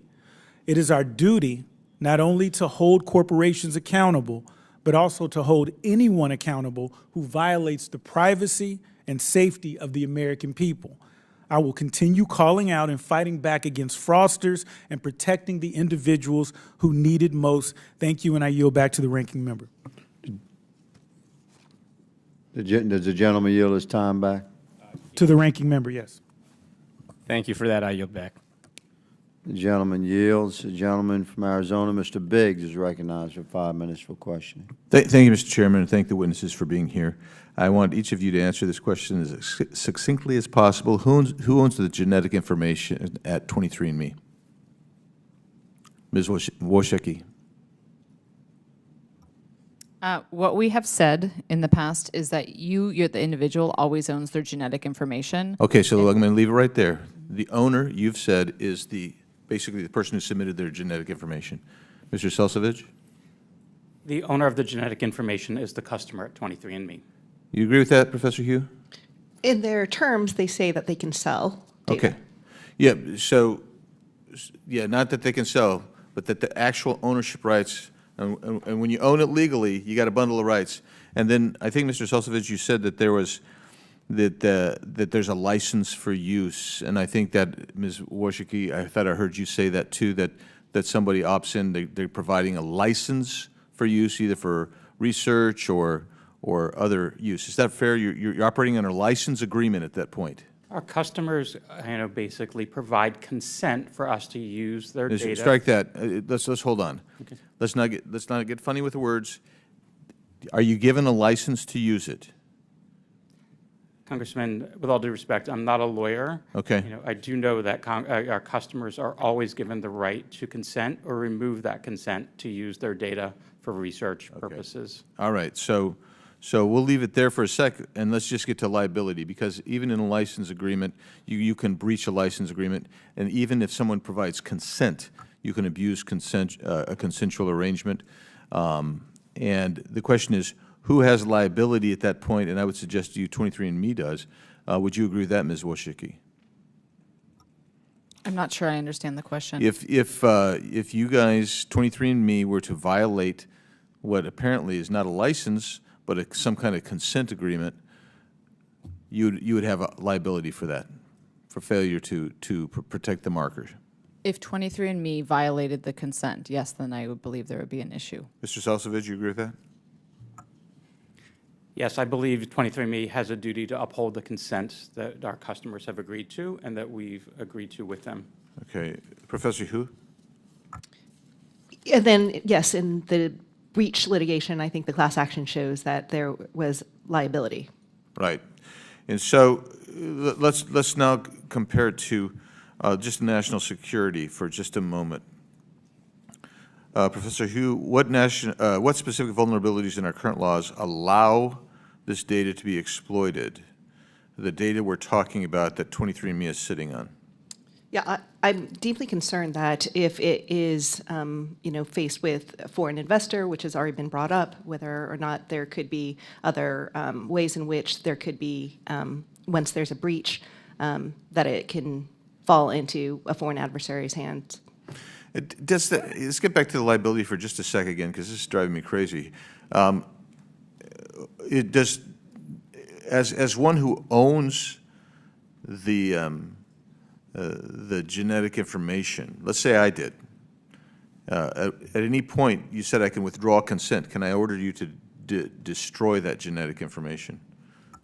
Yes, you can. Our customers always have the right of ownership. They can have complete control over their data. They can access it. They can edit it. So I'm talking about specifically the sample as well as the data. Yes, they can request a deletion of their data, which we will, and we would delete that data, and they can request, and at the same time, if we had a saliva sample, which they agreed to have biobanks, we would destroy that as well. Professor Hu, Americans are really concerned about domestic surveillance programs. Believe me, FISA has been abused by our own government, et cetera. How can Congress prevent the U.S. government from having unauthorized access to 23andMe's genetic data? I think that what we need is to expand HIPAA, and we need to expand GINA. We need to have greater, I think, protections and cybersecurity assurances. So I'm going to lay this out to you. With the abuse of FISA that we have seen, and these are massive databases being accumulated on American citizens, and inquiries being made by the FBI without any kind of judicial authority, nor with consent of the individual. Do you think, Ms. Wojcicki and Mr. Selsavage, that you guys have taken, 23andMe has taken adequate protective measures to prevent incursion from any or any state or non-state actor? I mean, you know you had the problem where you were hacked, so what have you done then to make sure that you're secure against even things like the U.S. government? And as a compound question, have you ever received a request from the federal government or any other governmental entity to have access to a particular DNA sample that perhaps might be in your database? The gentleman's time has expired, but the witness will be allowed to answer the question. Okay. I'll take the second question first. You know, the company has published, you know, on our transparency page, which is a public page on our website, you know, requests that we've received from law enforcement with regard to DNA data that the company has held. At no time have we actually provided that data to law enforcement or other authorities. Second, you know, basically after the cybersecurity incident, we have taken additional steps to secure the data that we have at 23andMe from both, you know, foreign actors or any type of threat actor, including, you know, in providing additional encryption over the data, you know, putting in additional security measures, and for simple access to customer accounts, adding in two-factor authentication and requiring all our customers to reset their passwords and ensuring those passwords and usernames have not been used in other compromised websites. I thank the gentleman. Mr. Timmons from South Carolina is recognized for 5 minutes for questioning. Thank you, Mr. Chairman. I want to focus on the potential of your data being used for bioweapons. You have the second largest collection of DNA behind Ancestry DNA, is that correct? That is correct. So the internet says 25 million is what Ancestry DNA has. You're at, what, 14, 15 million? That is correct. And you agree that there is the potential that a rogue actor or a evil nation state could use the genetic data that you or Ancestry DNA has gathered to then create a targeted bioweapon that would target people of certain geographic locations, ethnicity. You could even do eye color. Is that scientifically possible? Would you agree? You're not a scientist, but Congressman, I'm not a scientist, but I understand well, the research is abound for really the last 2 decades. It shows that should a nation state or a well-funded rogue actor be willing to engage in such atrocities, they could do that. And realistically, in order for that to be effective, they would need a very large amount of data from all over the planet.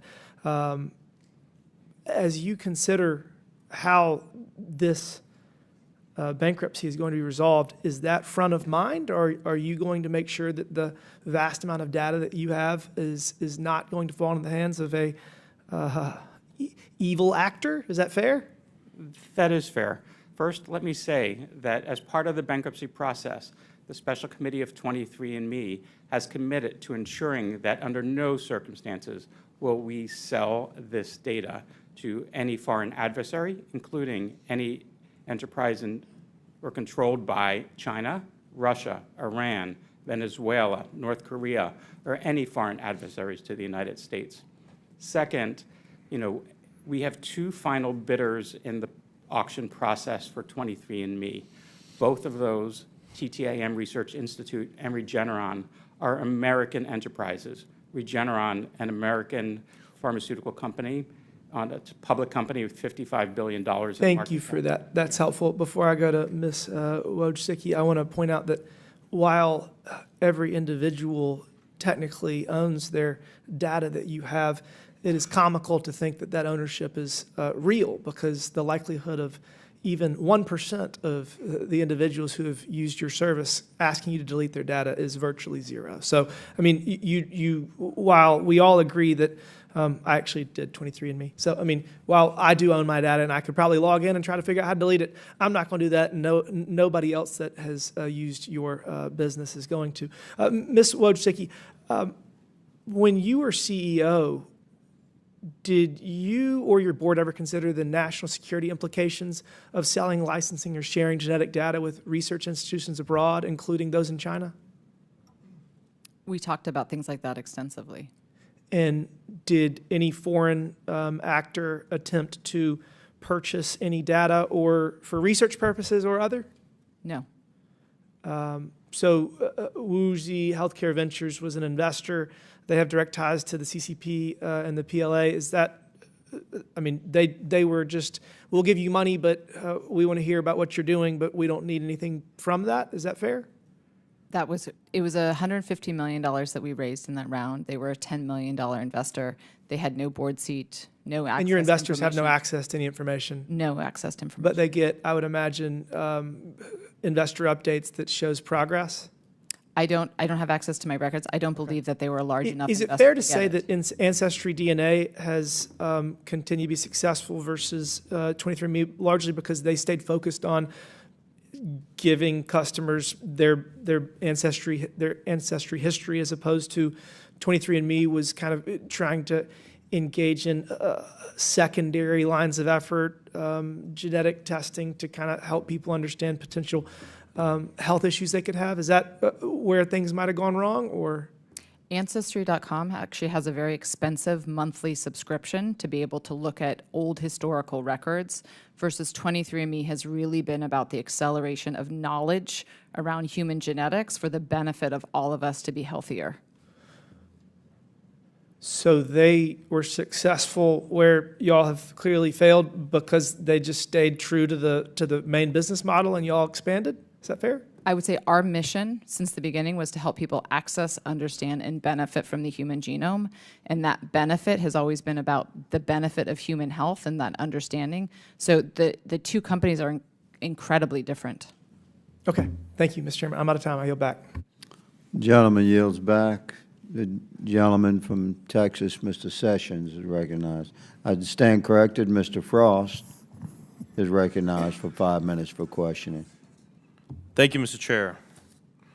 The federal government must play a bigger role in protecting our personal data, not just from criminals or foreign adversaries, but from law-abiding American companies as well.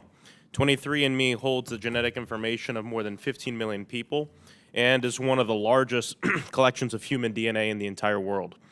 They've complied with our very basic laws by not sharing data with insurance companies or law enforcement unless legally required, and providing some terms of service disclosures up front.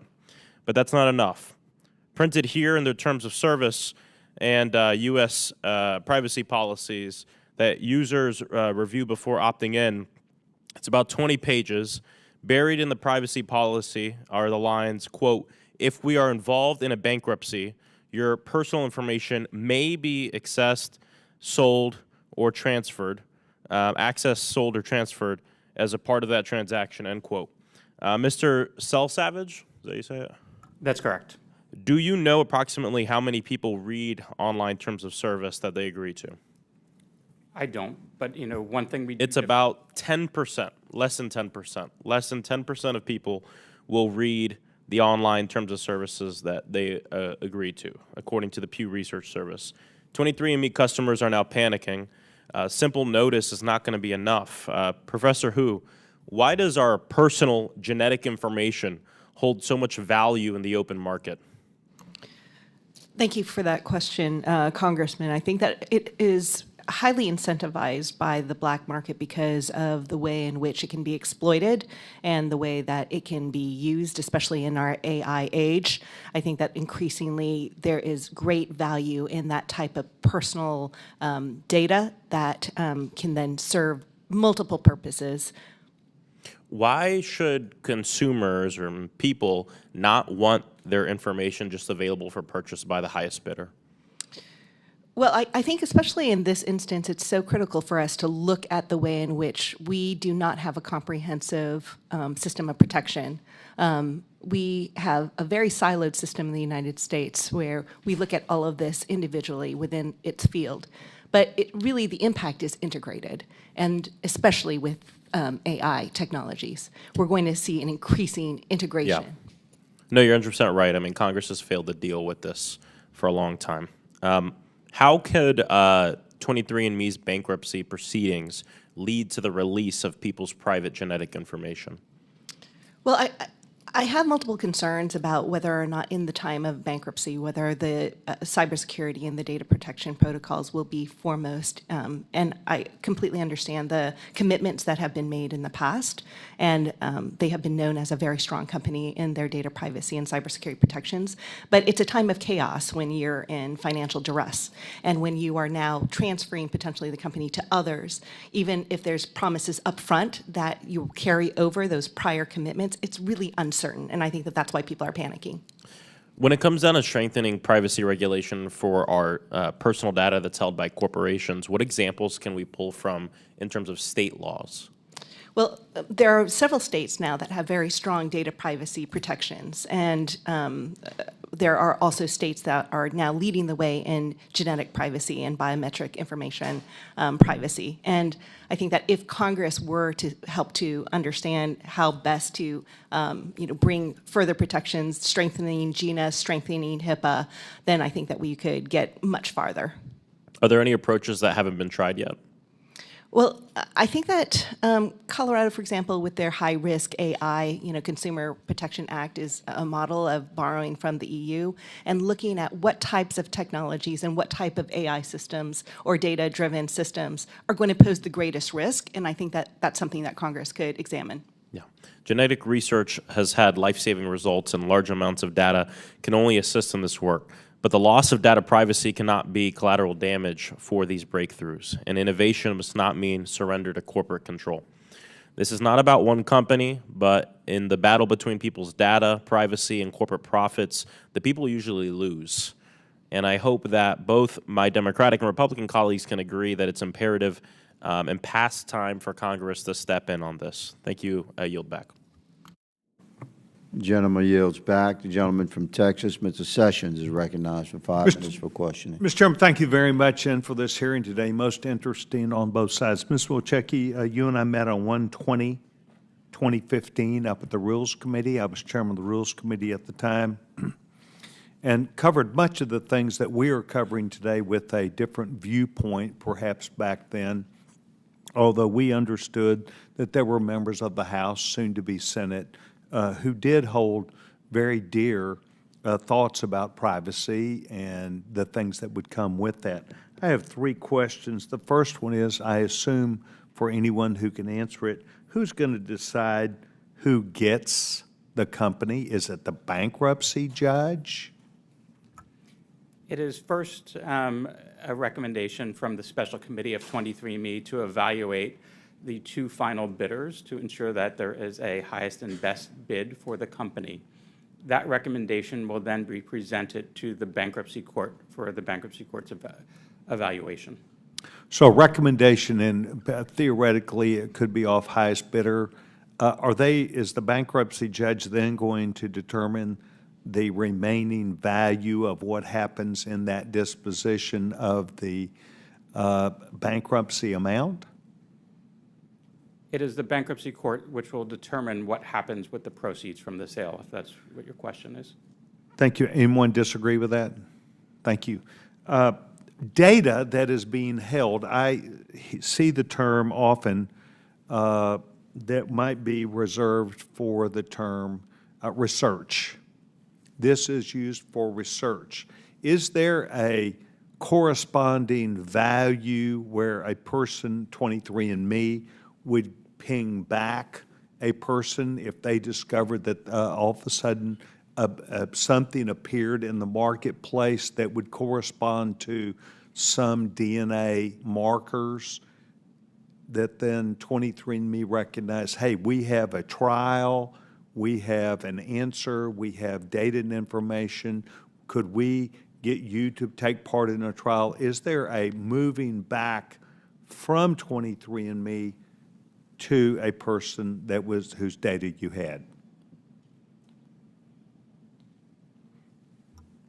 Yes, it's a great question. So we actually called this was the flywheel, is that we actually, when we set out the company, we wanted to create a research platform that was actually what we say by the people for the people, so that if the consented customers wanted to go and research a topic, that we could go and all collectively come together, input that information, research it, and then we'd actually put that back to customers as a new report. So this means to me that 23andMe has data and information specific to what might be new research or something that appeared in Science, a trial, data and information where you can link that back to the individual.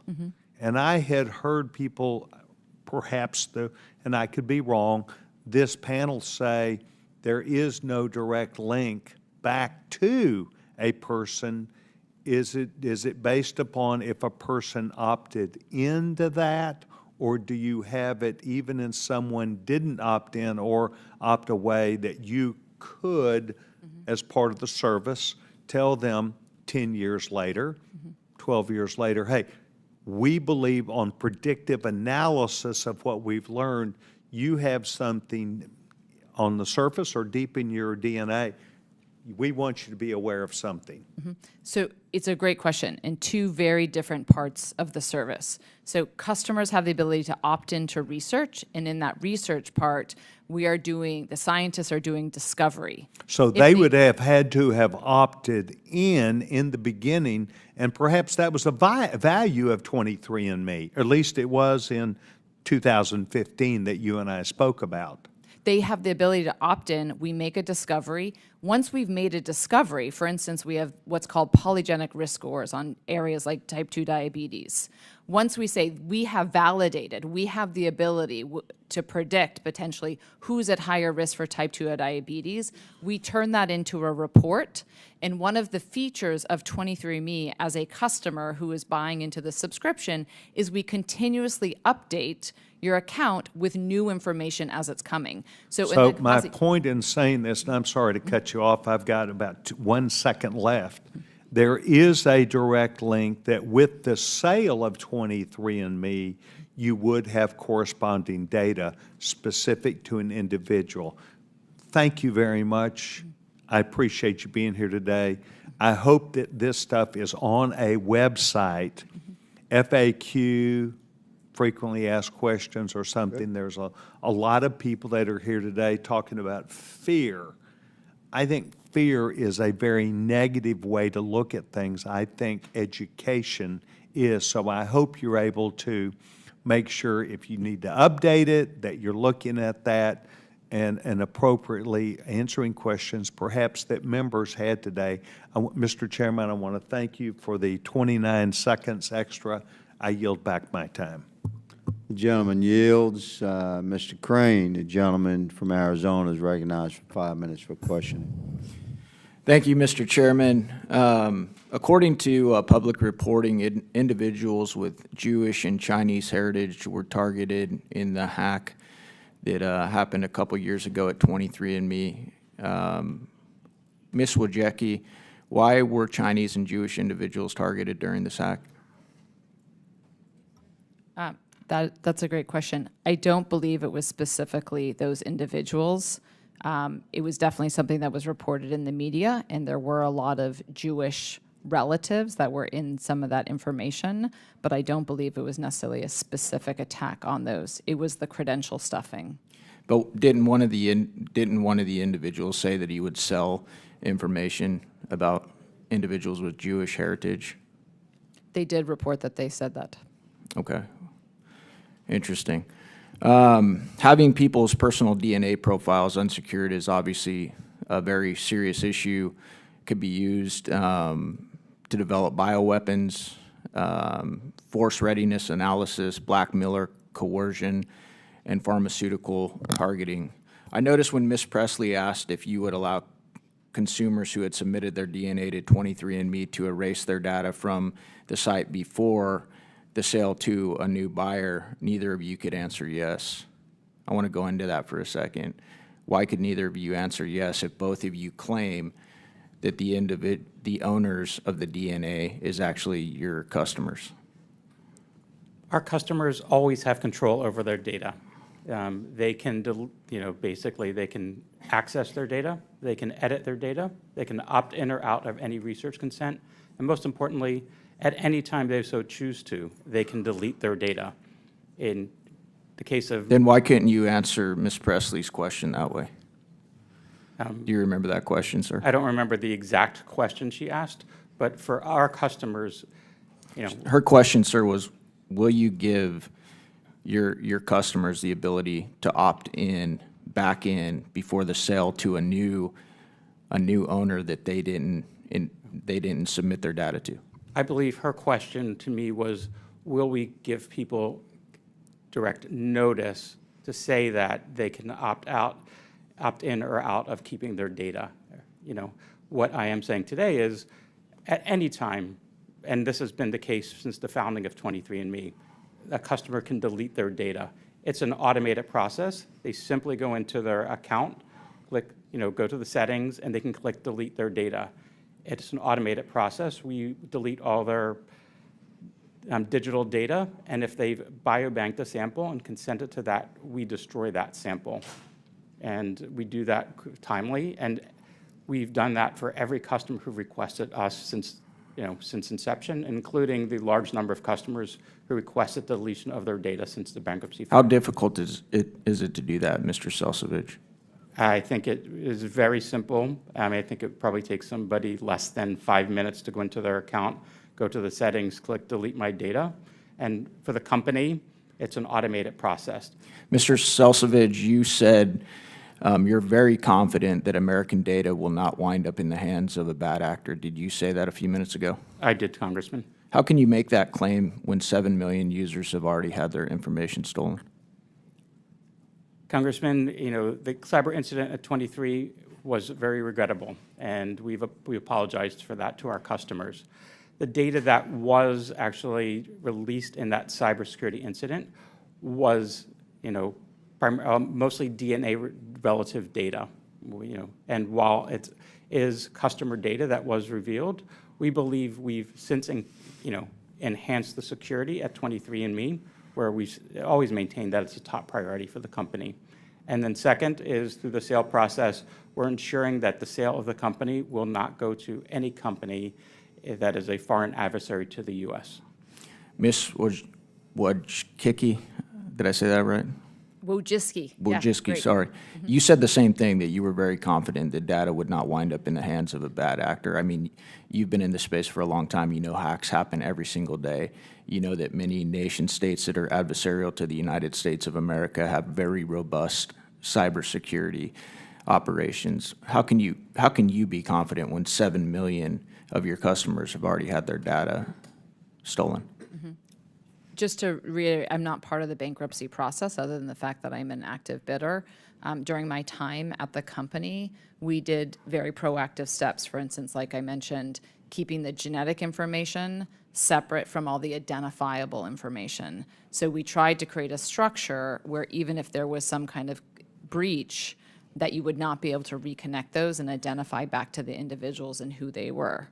So in the cyber incident, it was, as Mr. Selsavage was saying, a lot of it was DNA relatives' names and small amounts of information. So it was mostly those names. Okay. Thank you, Mr. Chairman. I yield back. The gentleman yields. I recognize myself for 5 minutes for questioning. I think it's important to note, and as America observes, it's fascinating hearing that digital data is not secure.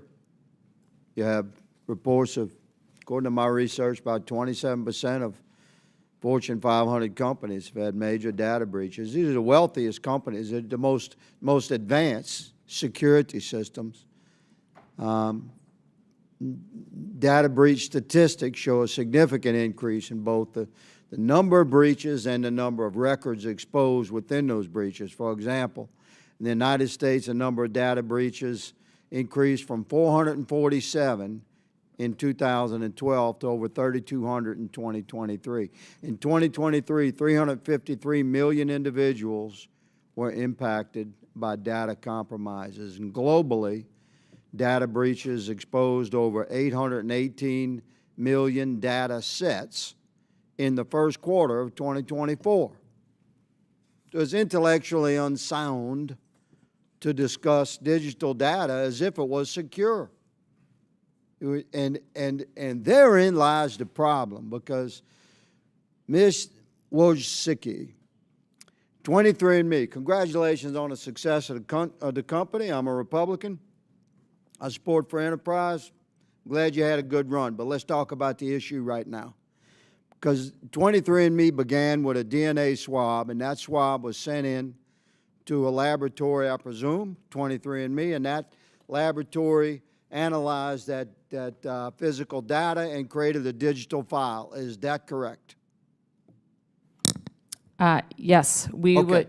We're moving quickly. I'm just summarizing here for the American people. You send in a swab, it's physical DNA. That's received by a laboratory and transitioned to a digital file.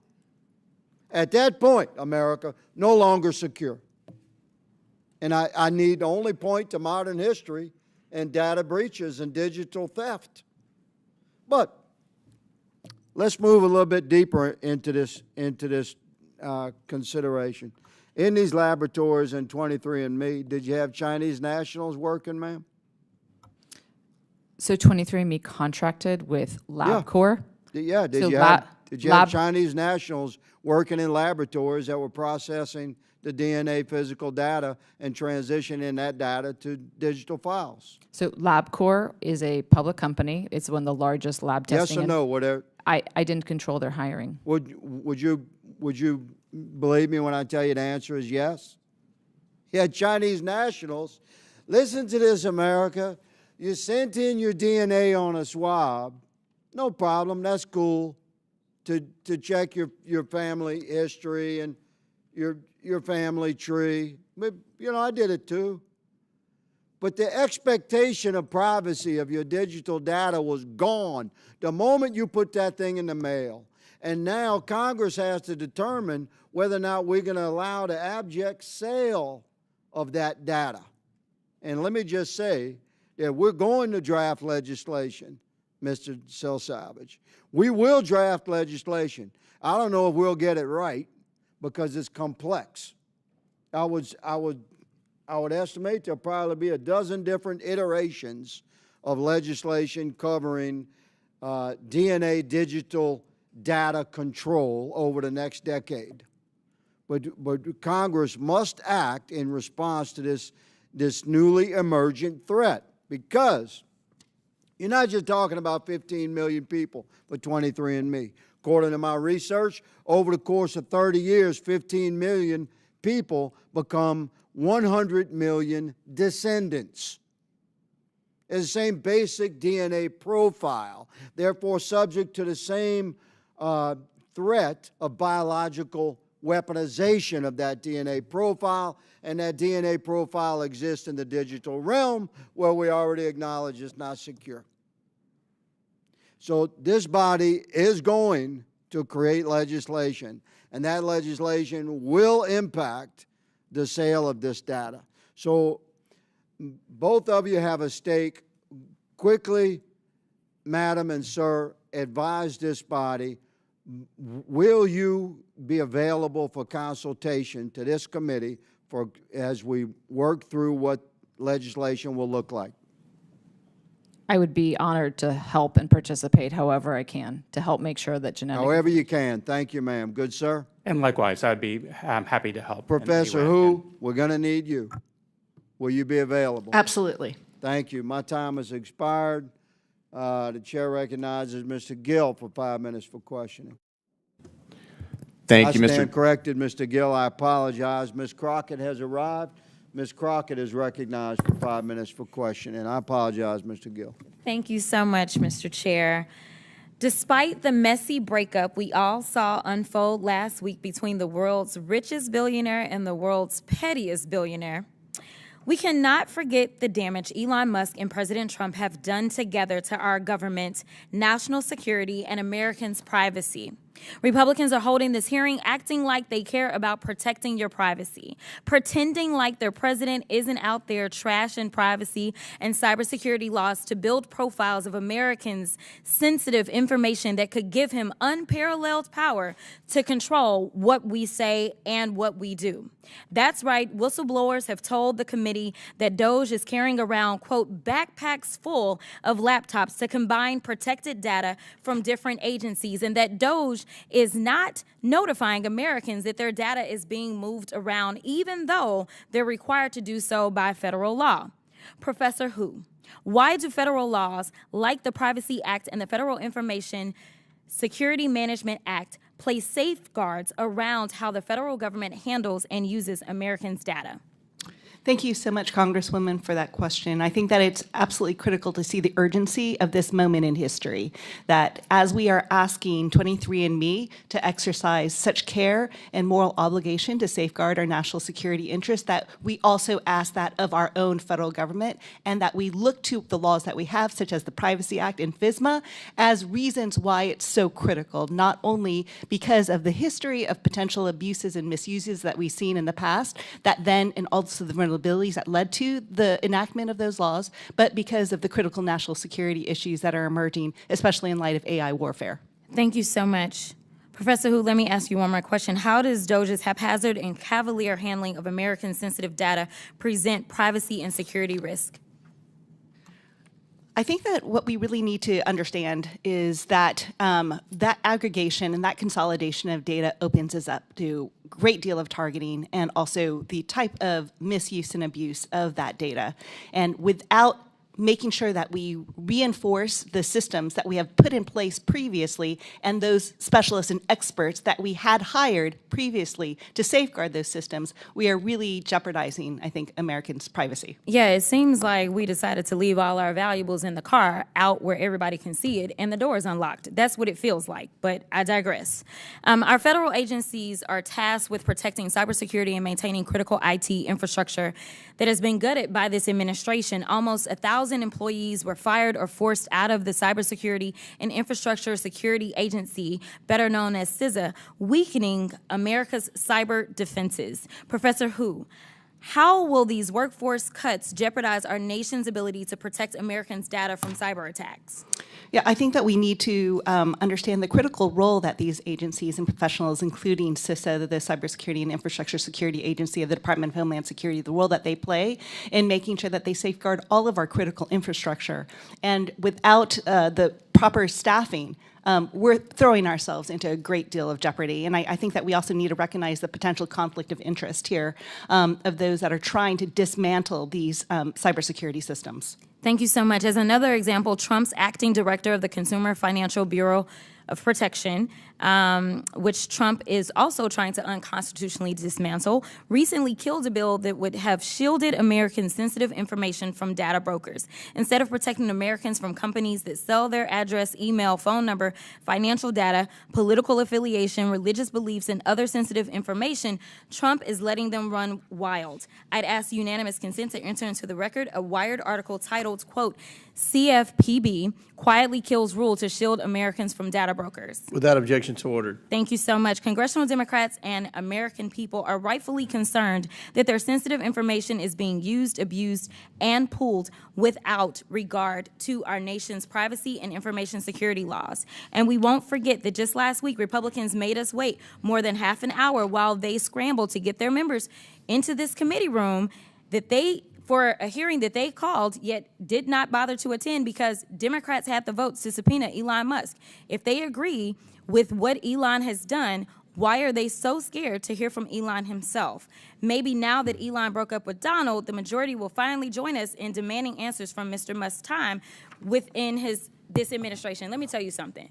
We have seen that this administration has decided to go after students because of things that they have said. We have seen people get fired because they refuse to pledge their loyalty to this daggone cult. This is absurd, and we don't need people being targeted. They are weaponizing us while at the same time making us very vulnerable to those that want to hurt us the most. Now, listen, I never sent my DNA to anybody, so I don't know where I was stolen from. I'm going to tell you right now, I did not do it because I was concerned, because there is a history, especially when it comes to black folk, with taking our stuff. So I didn't do it. So now I sit here clueless about my heritage. But I tell you that having a hearing on this issue brings about all of those worst fears for me, though.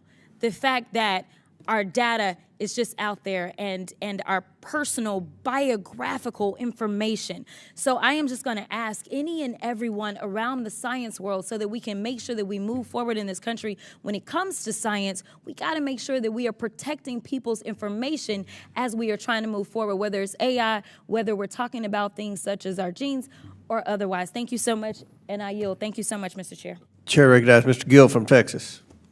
Thank you, Mr. Chair, and thank you for holding this hearing on a very important topic, which is data privacy. But I've got a couple other things that I want to talk about while we're here related to this. Miss Wojcicki, is that how you pronounce it? Yes, Wojcicki. Wojcicki, okay. Thank you for being here and taking the time. 23andMe has really, over the past few years, gone out of its way to show how woke it is. And one of the things that it's been promoting, amongst many others, is a variety of different pronouns. Here's a tweet that you guys put out in June of 2021. I just want to ask you, what does E mean as a pronoun? It's E. To be honest, I'm not sure. Okay. Do you know what M means as a pronoun? I'm also not sure. Okay.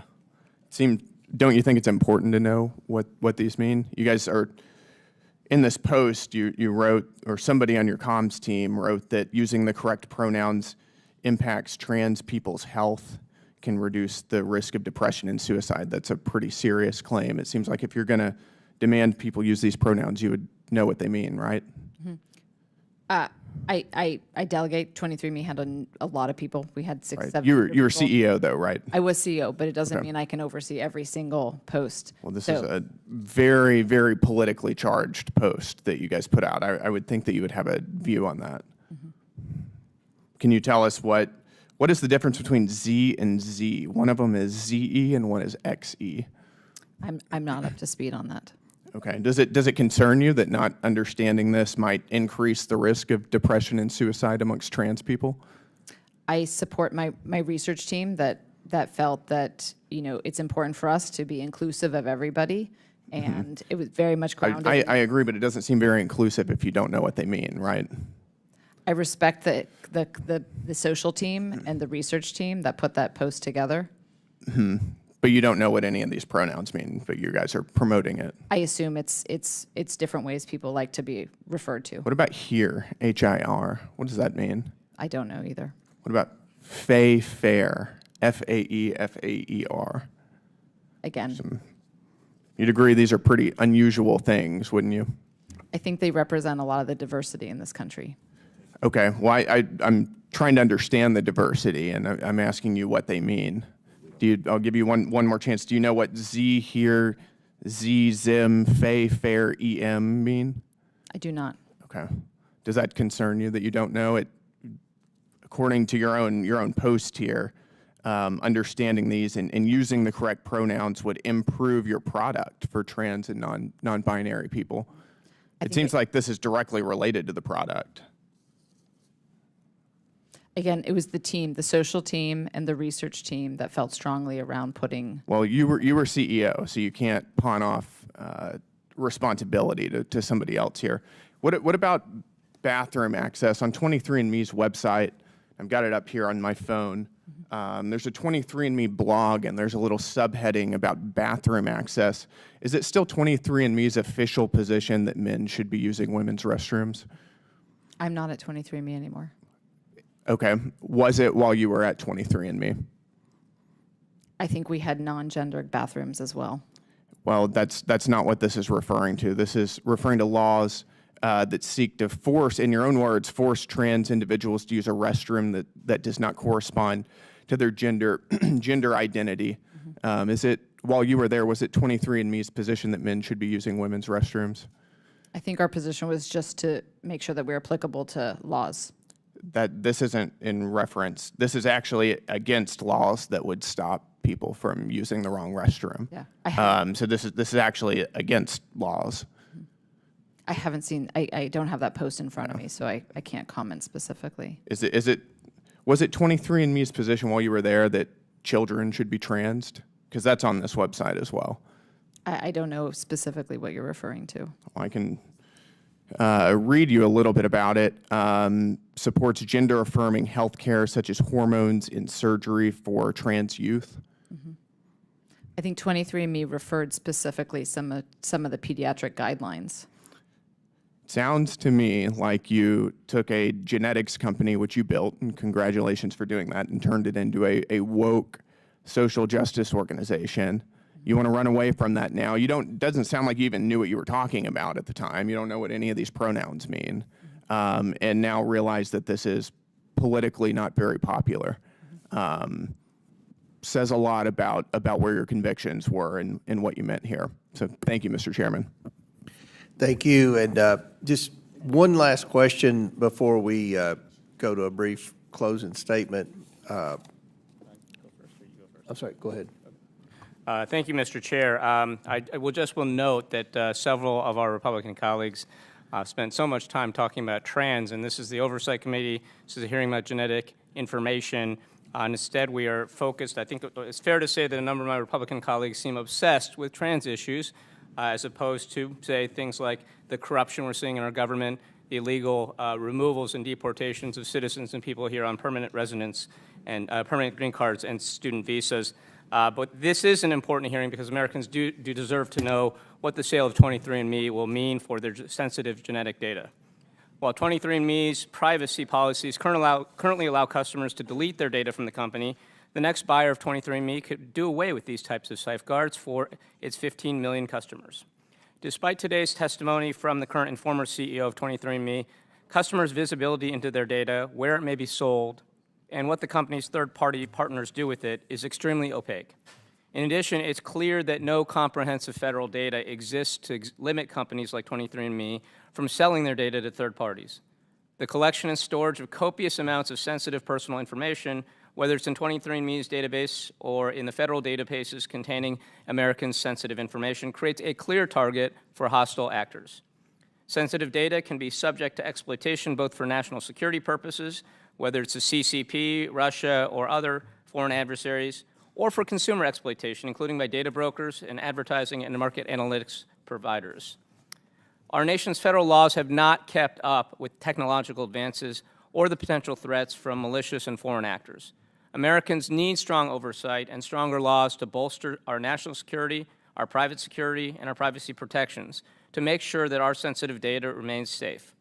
If Americans were scared about what 23andMe might do with their data, they'd be really scared if they thought about what DOJ and the Trump administration are already doing with this data.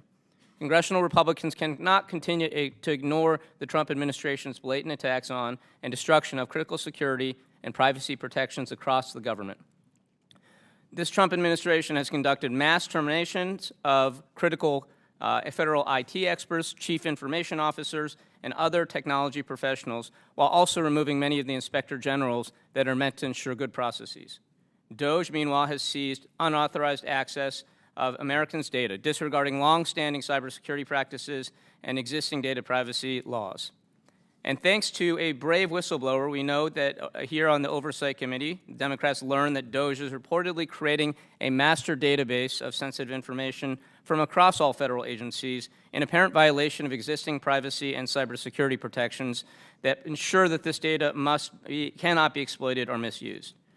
But here on this committee, unfortunately, the majority is just ignoring this all and sacrificing our rights to data privacy and security, all to shield Elon Musk, Donald Trump, and their cronies from accountability. And again, I want to focus on, reiterate the fact that so many of our colleagues in this hearing focused on trans issues. They attack the trans community. Not sure what that's about when we're talking about privacy. We face real and clear threats to our privacy. This hearing raised some of them, but we ought to be thinking about the threats to our federally held privacy as well. Congress has to open our eyes and address the threats in front of the American people much better. I yield back. Before I close, Ms. Wojcicki, there are news reports that, and rumors that Oracle and Executive Chairman Larry Ellison is the backer in your bid to acquire 23andMe. Are you aware of these rumors? So I've read some news reports. Is Oracle the company backing? The current bid is exclusively from me. Is exclusively what? Is exclusively from me. All right. So you're buying your own company out of bankruptcy exclusively? I'm trying very hard. Wow. Very good. Okay. Well, I think that this was a very productive hearing. I want to thank our witnesses who are here today. I think it's very clear there's bipartisan concern that Americans' sensitive genetic data could end up in the hands of bad actors. We've heard commitment from the two witnesses from 23andMe today that that will not happen. We'll be watching that very, very closely, and as the bankruptcy proceeding moves forward and more information is known about the state of the company, then this committee will continue to conduct its investigation and continue to be transparent with the American people on what we find and do everything in our ability to see that America's private data is protected from bad actors. So with that, all members have 5 legislative days within which to submit materials and additional written questions for the witnesses, which will be forwarded to the witnesses. If there's no further business without objection, the committee stands adjourned. Thank you all.